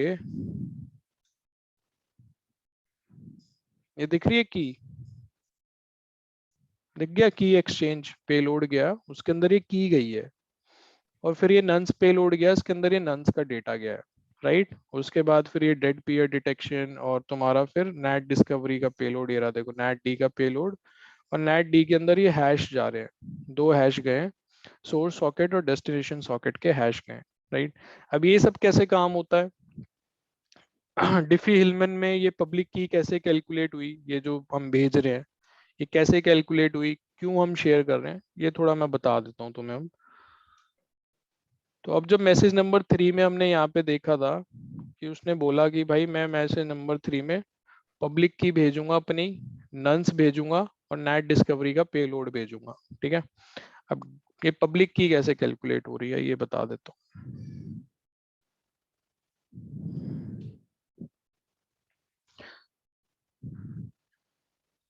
ये सब बीटेक के 4th ईयर में था, उस टाइम समझ नहीं आता था ये क्या पढ़ा रहे हैं, पता नहीं क्या है डिफेलमेंट ये वो, अब मुझे क्या पता था यही सब यूज में आएगा। 4th ईयर में ना बीटेक में एक मतलब चॉइस होती थी, क्रिप्टोग्राफी वाला सब्जेक्ट लेना है नहीं लेना। इवेंचुअली मैंने ले लिया था, पता नहीं क्या दिमाग में आया था, ले लिया था कि ऑल्दो सबने मना किया था कि टफ होता है इसको क्यों ले रहा, परसेंटेज खराब कर देगा ये है वो है, बट मैंने ले लिया था। तो मुझे क्या पता था आगे जाके वही यूज आना है। ठीक है, तो उसमें होता था ये सारी एक्सचेंज ना, ये सिमेट्रिक की ये सिमेट्रिक की कैसे ये काम करती हैं और क्या क्या होता है। अभी तो मैं फिर भी तुम्हें बहुत ओवरव्यू बता रहा हूँ, अगर इन डिटेल एक एक एल्गोरिथम को साइफर्स को इनको खोल के बता दूं ना एक एक चीजें, तब तुम्हें समझ आएगा कि भाई ऐसे चल रहा है इंटरनेट सिक्योरली। बहुत बड़ा सिग्निफिकेंस है इन सब चीजों का ना। तो अब डिफी-एलिमेंट में क्या होता है भाई, मैसेज नंबर 3 भेजने से पहले अब हमें पब्लिक की जनरेट करनी है, और ये पब्लिक की यूज करके दोनों साइड पे शेयर्ड सीक्रेट की जनरेट हो जाएगी जिसको एसकेआईडी कहते हैं। वो एसकेआईडी कैसे जनरेट होएगी, राइट, क्योंकि वो शेयर्ड सीक्रेट यूज करके फिर हम फर्दर एसकेआईडीज बनाते हैं, कोई एन्क्रिप्शन के लिए यूज होती है, कोई मतलब सबके अपने अपने काम है, राइट। वो एक एक एसकेआईडी समझाऊंगा मैं तुम्हें। तो अब होता क्या है कि डिफी हिलमैन की एक पब्लिक वैल्यू होती है जो कि ये हमने एक्सचेंज करी है मैसेज 3 में, राइट। अब ये पब्लिक वैल्यू कैलकुलेट कैसे होगी, राइट। इसको मैं बोलूं कि पब्लिक वैल्यू ए की एक्स है, तो ये कैलकुलेट कैसे हो रही है। तो इसको कैलकुलेशन का मेथड ये होता है कि G raise to the power A mod P. क्या मतलब है, जी है आपका generator, G is generator, P एक नंबर है, लार्ज प्राइम नंबर है,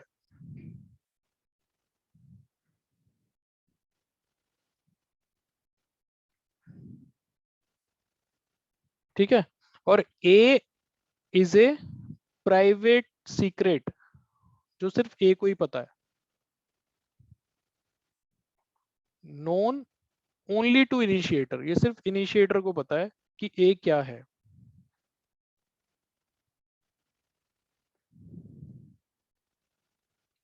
ठीक है, समझ आया।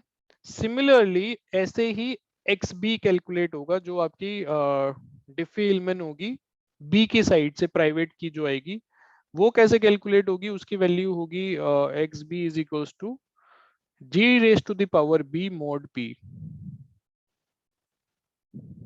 ठीक है, where G is generator, P is a large prime number, B is a private secret known only to responder, right. तो ये एक्स ए और ये एक्स बी हम मैसेज नंबर 3 और मैसेज नंबर 4 में एक्सचेंज करने वाले हैं, राइट। समझ आ रहा है भाई? हेलो। अब शेयर्ड सीक्रेट पता कैसे जनरेट होगी, शेयर्ड सीक्रेट जनरेट होगी ऐसे। अब ये जो एक्स ए एक्स बी तुमने पब्लिक की एक्सचेंज करी इन दोनों ने, तो अब होगा क्या कि जो इनिशिएटर की सीक्रेट है, मतलब शेयर्ड सीक्रेट कह लो उसको, जो शेयर्ड सीक्रेट की हम बोल रहे हैं दोनों एंड पे सेम जनरेट होने वाली है, वो कैसे होगी, मैं यूज करूंगा public key of B raise to my power जो मेरी प्राइवेट की थी mod P is equals to, वो क्या करेगा, मेरी पब्लिक की को लेगा, अपनी प्राइवेट की पे रेज कराएगा, राइट, और मॉड पी, ये जो वैल्यूज आएंगी दोनों ये सेम होंगी, और ये बन जाएगी एक, मतलब रिस्पॉन्डर सीक्रेट भी जनरेट हो जाएगी और मेरी इनिशिएटर सीक्रेट भी जनरेट हो जाएगी। ये मैथमेटिकल कंप्यूटेशन अब तुम्हें करके दिखाता हूं मैं, राइट। तो ये जो वैल्यू आएगी आपकी, ये शेयर्ड सीक्रेट होगी जो इन दोनों पार्टीज के बीच में जनरेट हो गई by using this technique, right. और इसको हम जी ए बी के नाम से भी जानते हैं, generator raise to A into B, right. और मैं तुम्हें दिखा देता हूँ एक्सचेंज करके कि हो कैसे रहा है। सो लेट्स से अब इन वेरिएबल्स को वैल्यूज दे देते हैं, ठीक है। तो लेट्स से कि मेरे पास इसको ऐसे समझते हैं, यहाँ पे बनाता हूँ ताकि तुम्हें समझ आ जाए कि ये था रंजीत,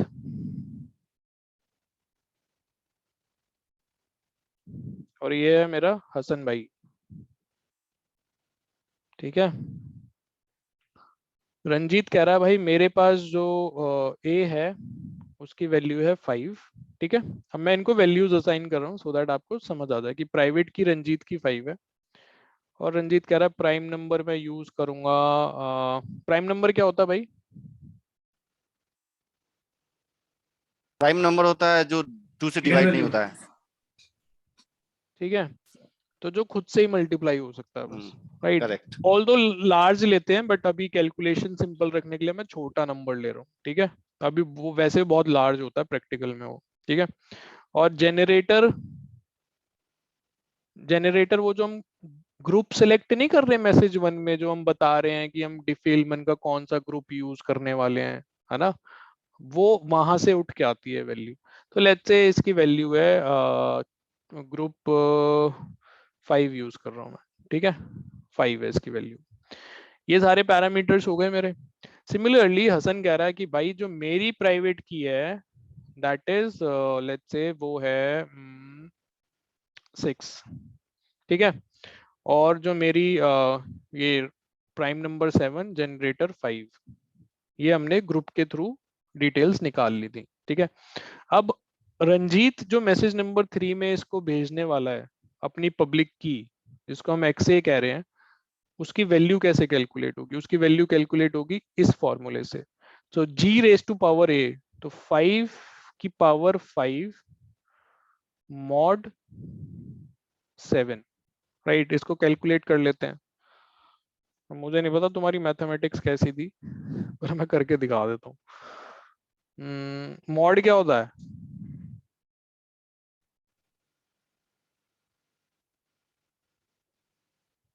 मॉड क्या होता है भाई? रिमाइंडर वैल्यू विल बी दिया। हाँ, रिमाइंडर वैल्यू होती है।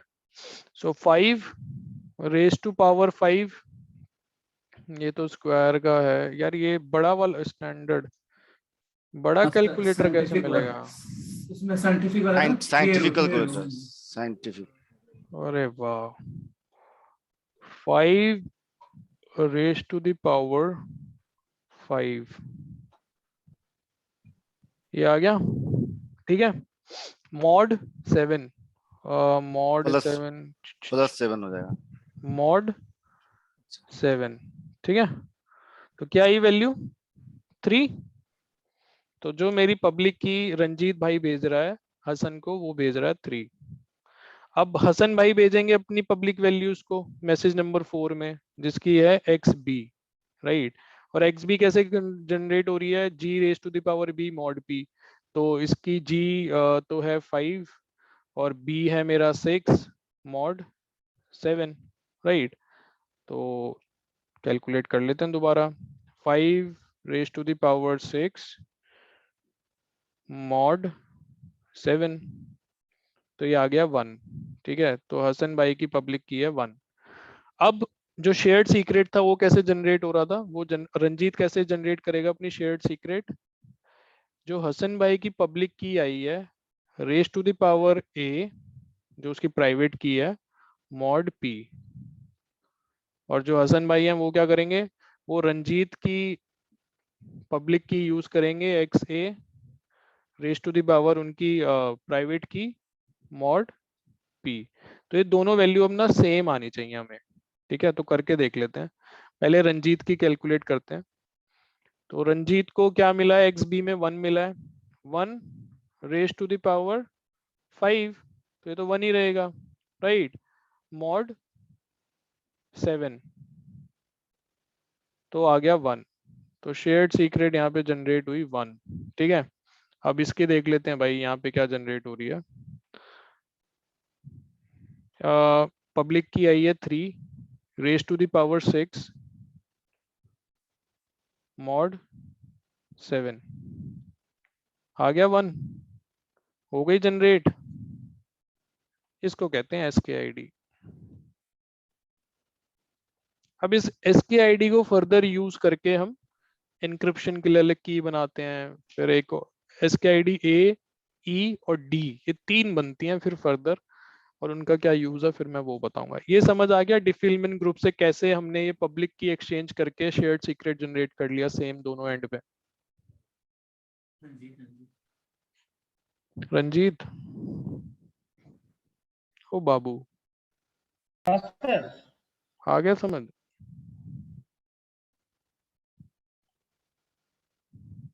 अरे कहाँ हो यार, हेलो, हाँ सर।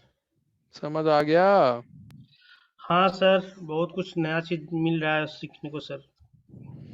ठीक है भाई, ऐसे ही मैसेज नंबर 3 में नंस वैल्यूज आती है, वो भी एक जनरेशन है, मतलब उसकी भी प्रोसेस होती है नंस वैल्यू की, राइट? ठीक है, उसके बाद नेट डिस्कवरी का जो पेलोड है वो जा रहा है। अब मैसेज नंबर 3 में एक्चुअल में हो क्या रहा है, तो की एक्सचेंज पेलोड हो गया तुम्हारे पास, नंस का पेलोड हो गया और नेट डिस्कवरी का पेलोड हो गया। ठीक है, तो मैसेज खोल के तुम्हें मैं दिखा देता हूँ कि इसमें है क्या क्या।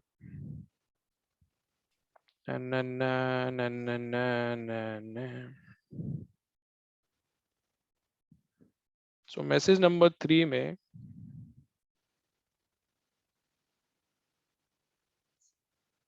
ठीक है क्या क्या गया मेरा,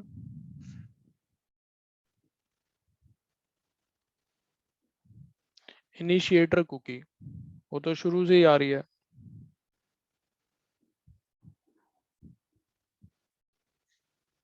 ठीक है, responder cookie,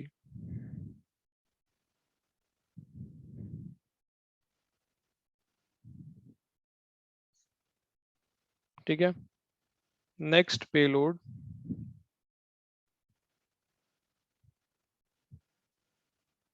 version, exchange, flags,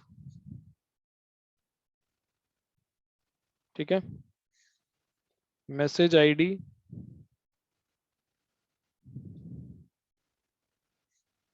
total message length,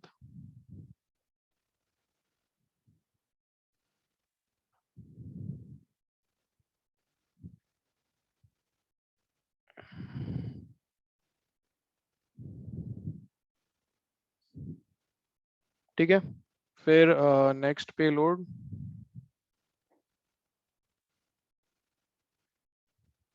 उसके बाद आपका क्या जाएगा, की एक्सचेंज पेलोड जाएगा, उसकी लेंथ, और फिर यहाँ पे एक्चुअल में आपकी की होगी, की पेलोड, और इसके अंदर क्या होता है, डिफी इलमन की जो वो पब्लिक की है, DH की जो पब्लिक की है उसकी वैल्यू होती है। ठीक है, उसके बाद नेक्स्ट पेलोड तो यहाँ पे आएगा 0 0, क्योंकि इसके बाद तो कोई नहीं है पेलोड, ये लास्ट है। एंड नंस पेलोड हम इसको बोलते हैं। ठीक है, नंस पेलोड, तो पहले लेंथ और उसके बाद नंस की वैल्यू होती है। ये है एज पर थ्योरी, ऐसा होता है। इसमें ना नेट डिस्कवरी के बारे में कहीं पे भी डिस्कशन नहीं है, बट यहाँ पे एक्चुअल में ये 0 नहीं होता, ये होता है 1, मतलब यहाँ पे नेक्स्ट पेलोड होता है।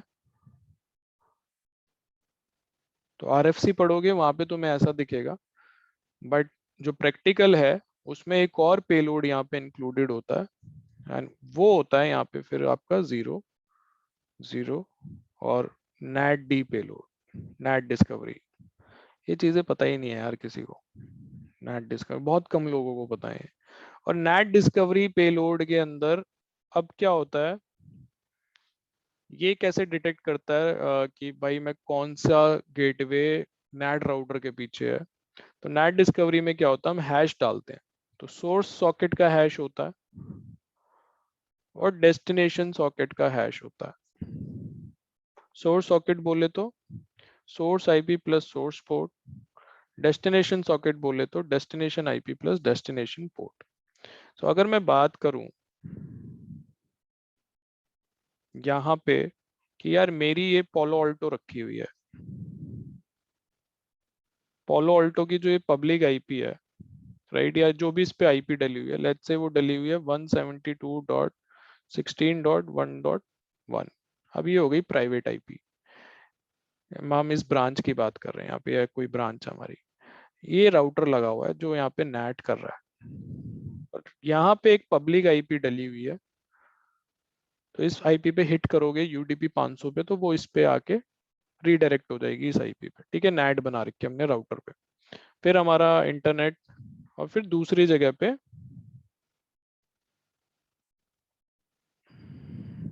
जगह पे मेरी डायरेक्ट पोलो अल्टो ही लगी हुई है आईएसपी से, और यहाँ पे जो आईपी है मेरा 2.2.2.2। ठीक है, और उसके बाद मेरा लैन सबनेट है। अब होगा क्या, मैसेज नंबर 3 में जो डेस्टिनेशन नेट और जो नेट डी का पेलोड जा रहा है, इसमें क्या कर रहे हैं हम, सोर्स सॉकेट, यानी जो सोर्स आईपी इसको दिख रही है, इसकी सोर्स आईपी इसको क्या दिख रही है, 172.16.1.1, और पोर्ट नंबर, सोर्स पोर्ट, इन दोनों का हैश लेगा और इंस्टॉल कर देगा वहां पे। फिर डेस्टिनेशन सॉकेट, इसके को डेस्टिनेशन क्या दिख रहा है, जो हम कॉन्फ़िगरेशन में डालते भी हैं डेस्टिनेशन की, भाई ये डेस्टिनेशन है ये, और इसकी आईपी लेगा, मतलब पोर्ट लेगा, हैश कैलकुलेट करेगा, डाल देगा, और मैसेज नंबर 3 को भेज देगा। अब ये जब मैसेज नंबर 4 बना रहा होगा, ये क्या करेगा, अब इसके लिए जो सोर्स सॉकेट है उसकी जो वैल्यू होगी वो ये होगी 2.2.2.2 500, और जो डेस्टिनेशन सॉकेट होगा वो इसको दिखेगा 1.1.1.1 500। Make sense? मैंने कुछ गलत तो नहीं लिखा है? हेलो? बिल्कुल ठीक है। ठीक है, अब देखो, ये वाला हैश इस वाले हैश से मिल रहा है, बिल्कुल सही है। मतलब जो यहाँ पे डेस्टिनेशन था वो वहां पे सोर्स होगा, ऑब्वियसली ये तो बहुत कॉमन कॉमन सेंस वाली बात है, राइट? तो ये हैश इस हैश से मिल जाएगा। इसका मतलब कि ये वाली जो गेटवे है ये किसी नेट के पीछे नहीं है, जो मेरे को दिख रहा है वही उसको दिख रहा है। बट जब ये वाला हैश इस वाले हैश से तो मैच नहीं करेगा, राइट? ये दोनों मैच नहीं हो रहे। ये अगर मैच नहीं हो रहे, इट मींस कि जो ये वाला गेटवे है वो किसी नेट डिवाइस के पीछे है, क्योंकि इसको खुद की सोर्स आईपी तो कुछ और दिख रही थी, और जो दूसरा गेटवे इसको देख रहा है उसको तो कुछ और आईपी दिख रही है उसकी, राइट? तो ये हैश मिसमैच हो जाएंगे, और इनको पता लग जाएगा कि भाई जो साइट ए का गेटवे है मेरा वो किसी नेट डिवाइस के पीछे है। सिमिलरली अगर यहाँ पे भी नेट होता तो ये दोनों हैश डिफरेंट हो जाते, तो फिर इन दोनों को पता लग जाता दोनों ही हम नेट के पीछे हैं यार। उसके बाद जो आपके मैसेजेस चलेंगे, मैसेज नंबर 5 और 6, वो फिर सीधा आपकी 4500 पे शिफ्ट हो जाएगी यूडीपी में। और जितने भी ईएसपी के पैकेट फिर आने थे वो फिर आपको ईएसपी नहीं दिखेंगे, वो फिर सारे आपको यूडीपी के पैकेट दिखेंगे 4500 पे। तो ये एक और आप लैब, नितिन इसको फिर से बताना एक बार प्लीज, 4500 का कैसे शिफ्ट होता है? जैसे इनको पता लग गया कि ये नेट डिवाइस पेलोड है। नेट डिवाइस है, उसके बाद जो मैसेज नंबर 5 जाएगा और मैसेज नंबर 6 जाएगा, उसमें वो यूडीपी 4500 पोर्ट यूज करेंगे, राइट? और उसके बाद आपका क्विक मोड होगा, फेज 2 अप आ जाएगी, और जो उसके बाद एक्चुअल में डेटा ट्रांसफर होना था, जो ईएसपी पैकेट्स कल हम देख रहे थे, उसकी जगह तुम्हें सिर्फ यूडीपी के पैकेट्स दिखेंगे। यूडीपी के अंदर ईएसपी को रैप करके भेजा जाएगा, और वो तुम्हें जो पोर्ट दिखेगा वो फिर 4500 दिखेगा। ये लैब करके समझ आएगा, ऐसे नहीं आएगा। ठीक है, लैब करेंगे इसकी तो तुम्हें समझ आएगा, एक नाइट राउटर लगा देंगे बीच में। तो ऐसे नेट डिस्कवरी पेलोड काम करता है। तो मैं मैसेज यहाँ खोल पे के, नेट डिवाइस नहीं रहेगा तो हम पे मैसेज 3 और 4 पे कुछ डिटेल नहीं जाएगा फिर, हाँ? नहीं जाएगी, हैश तो भेजेगा, वो हैश फिर मैच कर जाएगा ना। अगर नेट नहीं दोनों एंड होगा, में सेम रहेगा, दोनों एंड पे मैचिंग नहीं होगा। सेम होगा, तो उसको पता है कि नेट को राउटर है ही नहीं कोई बीच में, तो वो मेरी टनल फिर सेम उसी पे चलेगी 500 पे यूडीपी जाएगा, हाँ, 500 पे। बिल्कुल बिल्कुल। और जब मेरी टनल्स अप आ जाएंगी तो आपको कैप्चर्स में ईएसपी के पैकेट दिखने लगेंगे, ईएसपी प्रोटोकॉल दिखना शुरू हो जाएगा। अगर नेट डिवाइस है बीच में तो तुम्हें ईएसपी एनकैप्सुलेट होके जाएगा यूडीपी के अंदर, तो तुम्हें कैप्चर्स में यूडीपी प्रोटोकॉल दिखेगा, ईएसपी नहीं दिखेगा। डन। ठीक है, ठीक है भाई। तो अब जैसे मैसेज नंबर ये 3 हमने खोला हुआ है, तो इसको देख लेते हैं क्या क्या है इसके अंदर।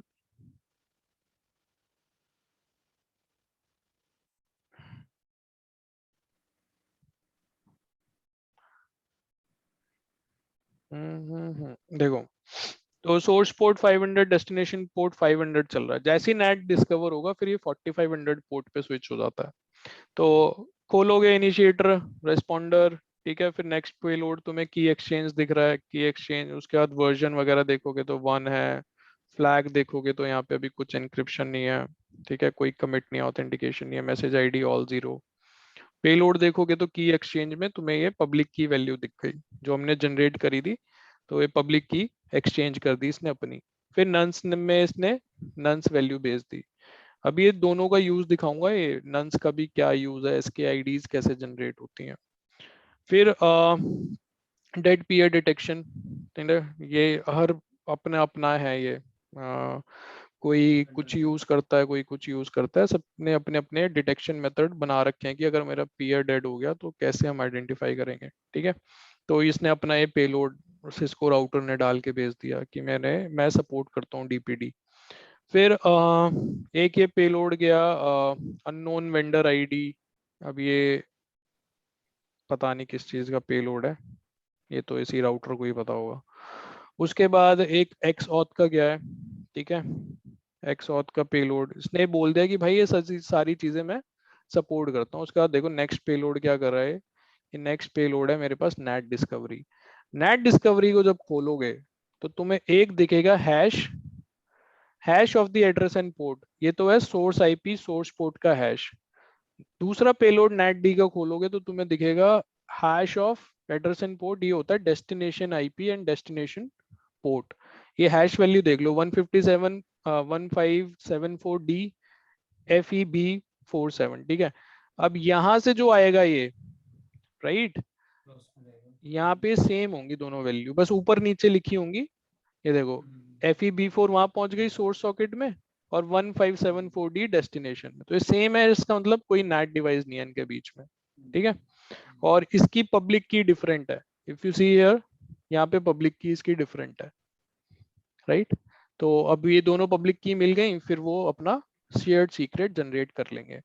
अब जो मैसेज नंबर 5 जा रहा है, देखो 5 जो जाएगा ना, अब तुम्हें दिखेगा कि भाई मेरी फ्लैग में एनक्रिप्शन वाली बिट सेट हो गई 1, तो सेट हो गई मतलब अब ये पैकेट एनक्रिप्टेड है आपका। मैसेज आईडी देख लो और उसके बाद एनक्रिप्टेड डेटा है, कुछ नहीं खोल सकते, तुम्हें पता ही नहीं है इसके अंदर क्या गया है।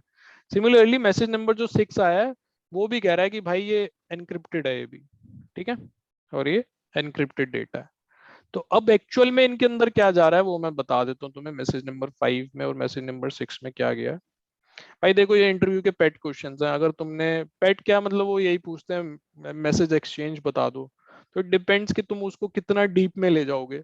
तो मुझसे यही सब पूछा गया था, अभी रिसेंटली पूछा गया था, तो मेरे को लग रहा है जो मुझसे पूछ रहा था वो सुन के ना, समझ रहे हो, उसको मौत आ गई वो दूसरा कुछ पूछने की उसकी हिम्मत नहीं हुई मुझसे, ठीक है। तो अब ये जो की जनरेट हुई है, जो एनक्रिप्ट किया गया है मैसेज नंबर 5 को और मैसेज नंबर 6 को, ये किया कैसे गया है, राइट। वो SKIDs शेयर्ड सीक्रेट तो हमने जनरेट कर ली थी, उस शेयर्ड सीक्रेट को यूज करके एनक्रिप्शन, डेरिवेटिव की और एक ऑथेंटिकेशन के लिए यूज होती है, वो की कैसे जनरेट करी गई वो देखते हैं अब। तो अब हुआ क्या, शेयर्ड सीक्रेट हमने जनरेट कर ली, राइट, दोनों एंड पे। तो ये जो आपकी एस की आईडी हमने जनरेट करी, राइट, जो भी इसकी वैल्यू आई थी, इसको फर्दर हम यूज करके डिराइव करेंगे एस की आईडी डी, फिर आप जनरेट करोगे एस की आईडी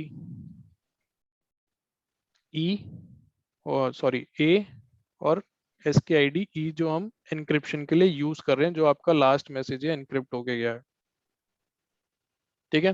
तो डी यूज होती है, this key is use to calculate subsequent IPsec keying material. वो जो हम पीएफएस अनेबल कर देते हैं ना, तो जब पीएफएस अनेबल कर देते हो तो जो फेज 2 में दोबारा से डिफी हेल्मन ग्रुप की एक्सचेंज होता है, वो जो की जनरेट होता है उसके लिए हम ये वाली की यूज करते हैं फिर, ठीक है। तो पीएफएस में यूज होती है ये, और भी बहुत यूज है।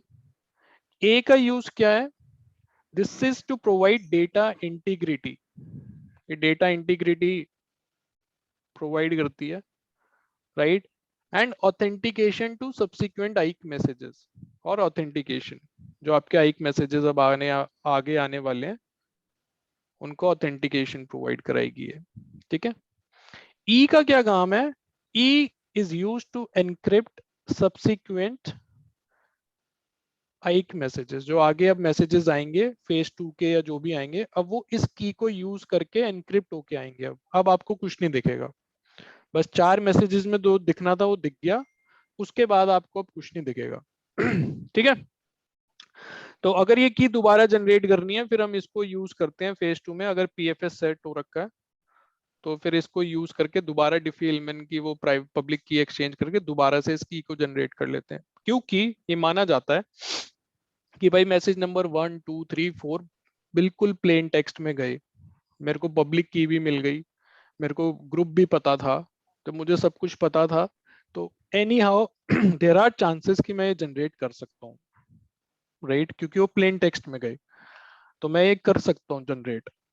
तो इसीलिए पीएफएस जब होता है तो फिर मेन क्विक मोड में हम दोबारा से इनको जनरेट कर लेते हैं, तो इन केस अगर एक्सपोज हुई भी तो कुछ पता नहीं लगता।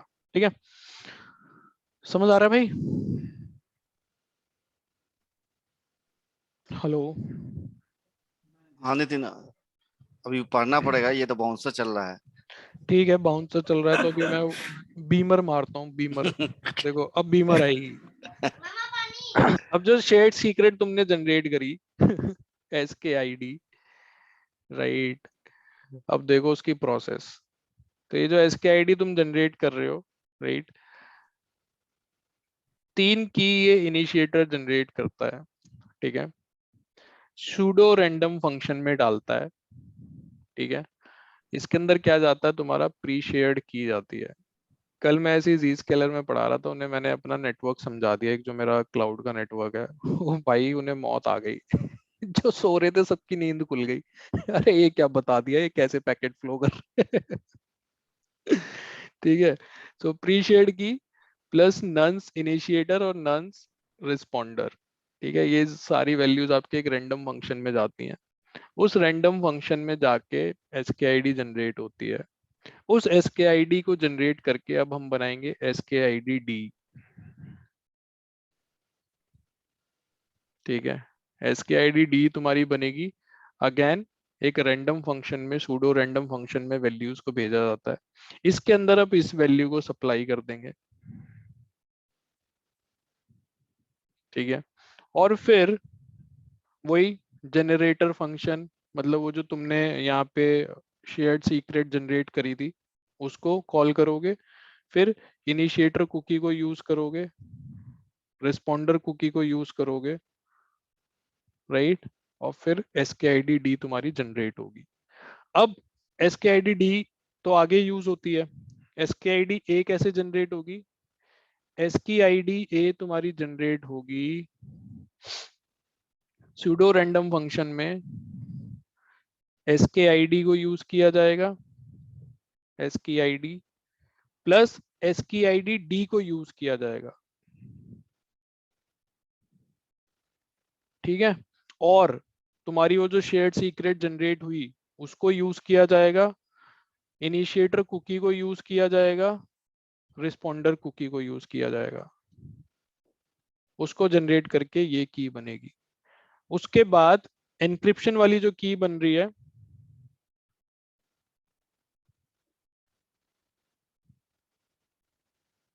वो कैसे बनेगी?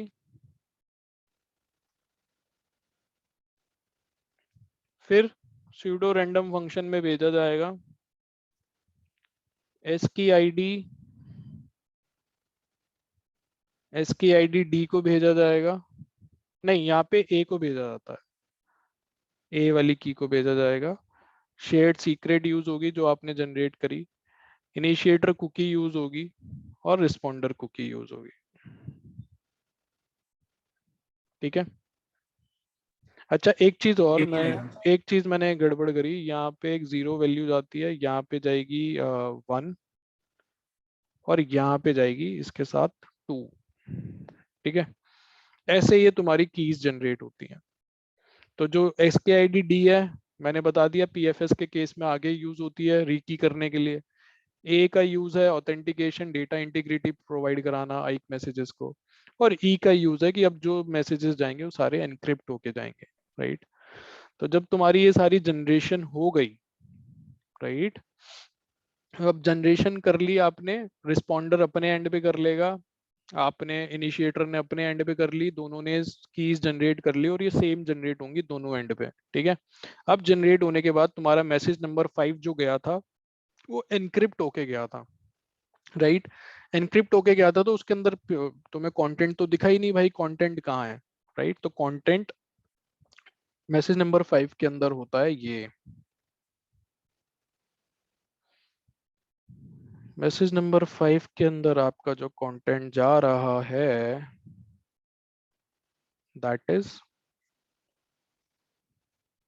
बड़ा सिंपल है, initiator cookie,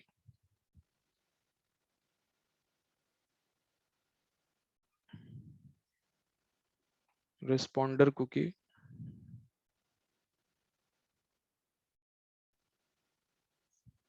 right, next payload,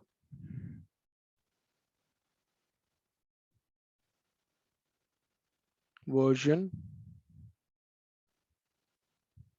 exchange, right, flags, ठीक है। फिर मैसेज आईडी, ये तो मतलब आइजैकम हेडर ही है हमारा, टोटल मैसेज लेंथ,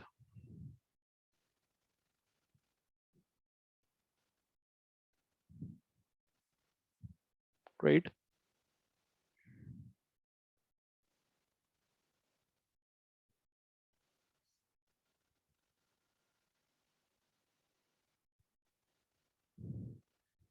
इसके अंदर नेक्स्ट पेलोड तुम्हारा किसका होगा, आइडेंटिटी, आइडेंटिटी पेलोड होता है, identity payload length, payload length, ठीक है। और इसके अब ये सब एनक्रिप्टेड है, ये आपको दिख नहीं रहा, आपको बस यहीं तक दिखा उस मैसेज में जब आपने वायरशार्क कैप्चर देगा। इसके अंदर आइडेंटिटी पेलोड में आईडी टाइप होता है, ठीक है। और फिर तुम्हारा domain of interpretation, specific ID data होता है, एंड देन आइडेंटिटी पेलोड कि क्या है पेलोड के अंदर वो अभी बताऊंगा, ठीक है।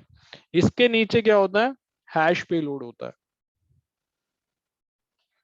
इसके नीचे होता है हैश पेलोड।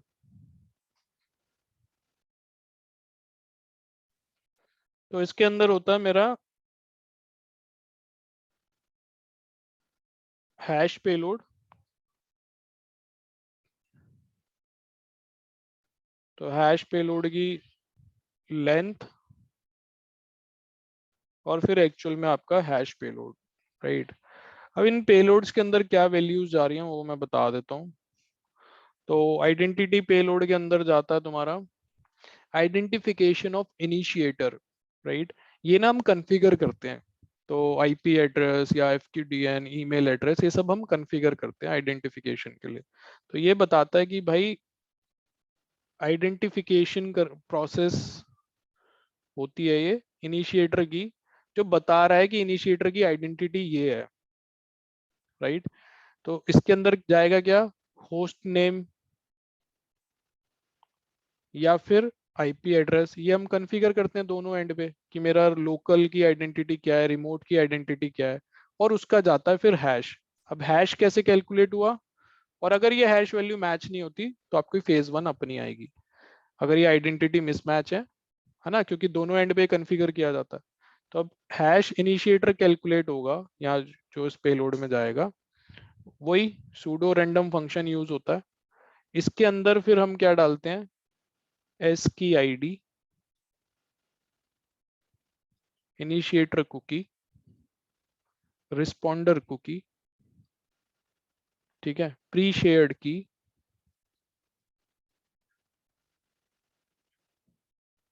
ठीक है, SA payload, proposals plus transformations और इनिशिएटर की आईडी, दैट इज ये इनिशिएटर आईडी, ये सब डाल के पूरा हैश कैलकुलेट होके यहाँ पे जाता है। सिमिलरली वहां से उसका आइडेंटिफिकेशन ऑफ रिस्पॉन्डर, उसकी आईडी जो भी होस्ट नेम आईपी है, फिर उसका हैश होके आएगा एक कि SK ID, initiator cookie, responder cookie, pre shared key, फिर आपका ऐसे पेलोड प्रपोजल ट्रांसफॉर्मेशन और रिस्पॉन्डर की आईडी, उसका हैश होके आएगा और ये हैश मैच होने चाहिए। समझ आ गया? क्योंकि वो दूसरे एंड पे इसको वेरिफिकेशन के लिए ऐसे ही हैश कैलकुलेट करेगा और रिस्पॉन्डर की आइडेंटिटी चेक करने के लिए ये उसका हैश ऐसे ही कैलकुलेट करेगा। तो ये हमारा ऑथेंटिकेशन के लिए यूज होता है हैश। सेम आना चाहिए ये हैश ना। सो अगर ये सेम आ गया हैश, मतलब जो हैश वो जनरेट करेगा मैसेज नंबर 6 में और जो हैश आप यहाँ से जनरेट करके भेज रहे हो ये सेम आ रहा है, इसका मतलब ऑथेंटिसिटी हो गई तुम्हारे मैसेजेस की। क्लियर हुआ भाई? मैसेज नंबर 5 और 6 के अंदर ये पेलोड्स आते हैं और इनको एनक्रिप्ट किस की से किया जा रहा है? SKID E से यूज करके इनको एनक्रिप्ट और डिक्रिप्ट किया जा रहा है।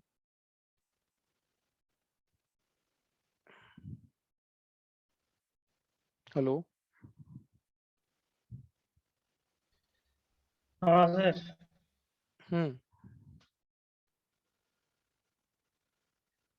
हो गया, समझ आ गया? हाँ हाँ सर। जी।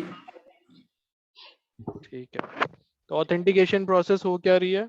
तो जब ये मैसेजेस पहुंचेंगे एक दूसरे के पास, ये वाला मैसेज पहुंचेगा रिस्पॉन्डर के पास और मैसेज नंबर 6 रिस्पॉन्डर से आएगा इसके पास, तो ये क्या करेंगे? सबसे पहले डिक्रिप्ट करेंगे इन मैसेजेस को बाय यूजिंग SKID E, उसको यूज करके डिक्रिप्ट कर लेंगे। फिर ये जो आपकी प्रीशेयर्ड की कॉन्फ़िगर्ड है, राइट, सो उसको फाइंड आउट करते हैं। प्रीशेयर्ड की और रिस्पॉन्डर जो है वो तो हम कॉन्फ़िगर ही करते हैं, इनको पता ही होता है। उसको फाइंड आउट करने के बाद ये हैश कैलकुलेट करेगा, ठीक है। हैश कैलकुलेट किया, उस हैश को ये जो रिसीव्ड हैश आया है उससे मैच करता है। अगर मैच हो गया तो इसका मतलब ये आपका सक्सेसफुल रहा। ऑथेंटिकेशन आपकी, मतलब ऑथेंटिसिटी आपकी हमने वेरीफाई कर ली इन दोनों ने एक दूसरे की। सो रिस्पॉन्डर को इनिशिएटर, जब मैसेज नंबर 6 आएगा इनिशिएटर के पास, तो वो क्या करेगा कि डिक्रिप्ट करेगा, फिर जो कॉन्फ़िगर जो प्री शेयर्ड रिस्पॉन्डर की है, राइट, उसको और रिस्पॉन्डर की आईडी को यूज करके, जो आइडेंटिफिकेशन रिस्पॉन्डर की है उसको यूज करके ये क्या करेगा? हैश कैलकुलेट करेगा, हैश ऑफ रिस्पॉन्डर कैलकुलेट करेगा और जो रिसीव्ड आया था पेलोड मैसेज नंबर 6 में उससे उसको कंपेयर करता है, राइट। सिमिलरली रिस्पॉन्डर, आपका जो रिस्पॉन्डर है वो कैसे कर रहा है? तो जब मैसेज नंबर 5 उसके पास पहुंचेगा,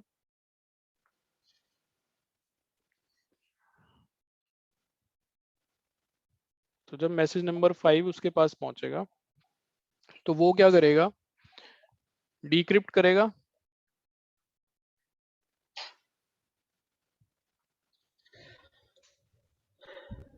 बाय यूजिंग SKID E, ठीक है। स्टेप 2 कि इसकी जो प्रीशेयर्ड की थी इनिशिएटर की और इसकी जो आईडी थी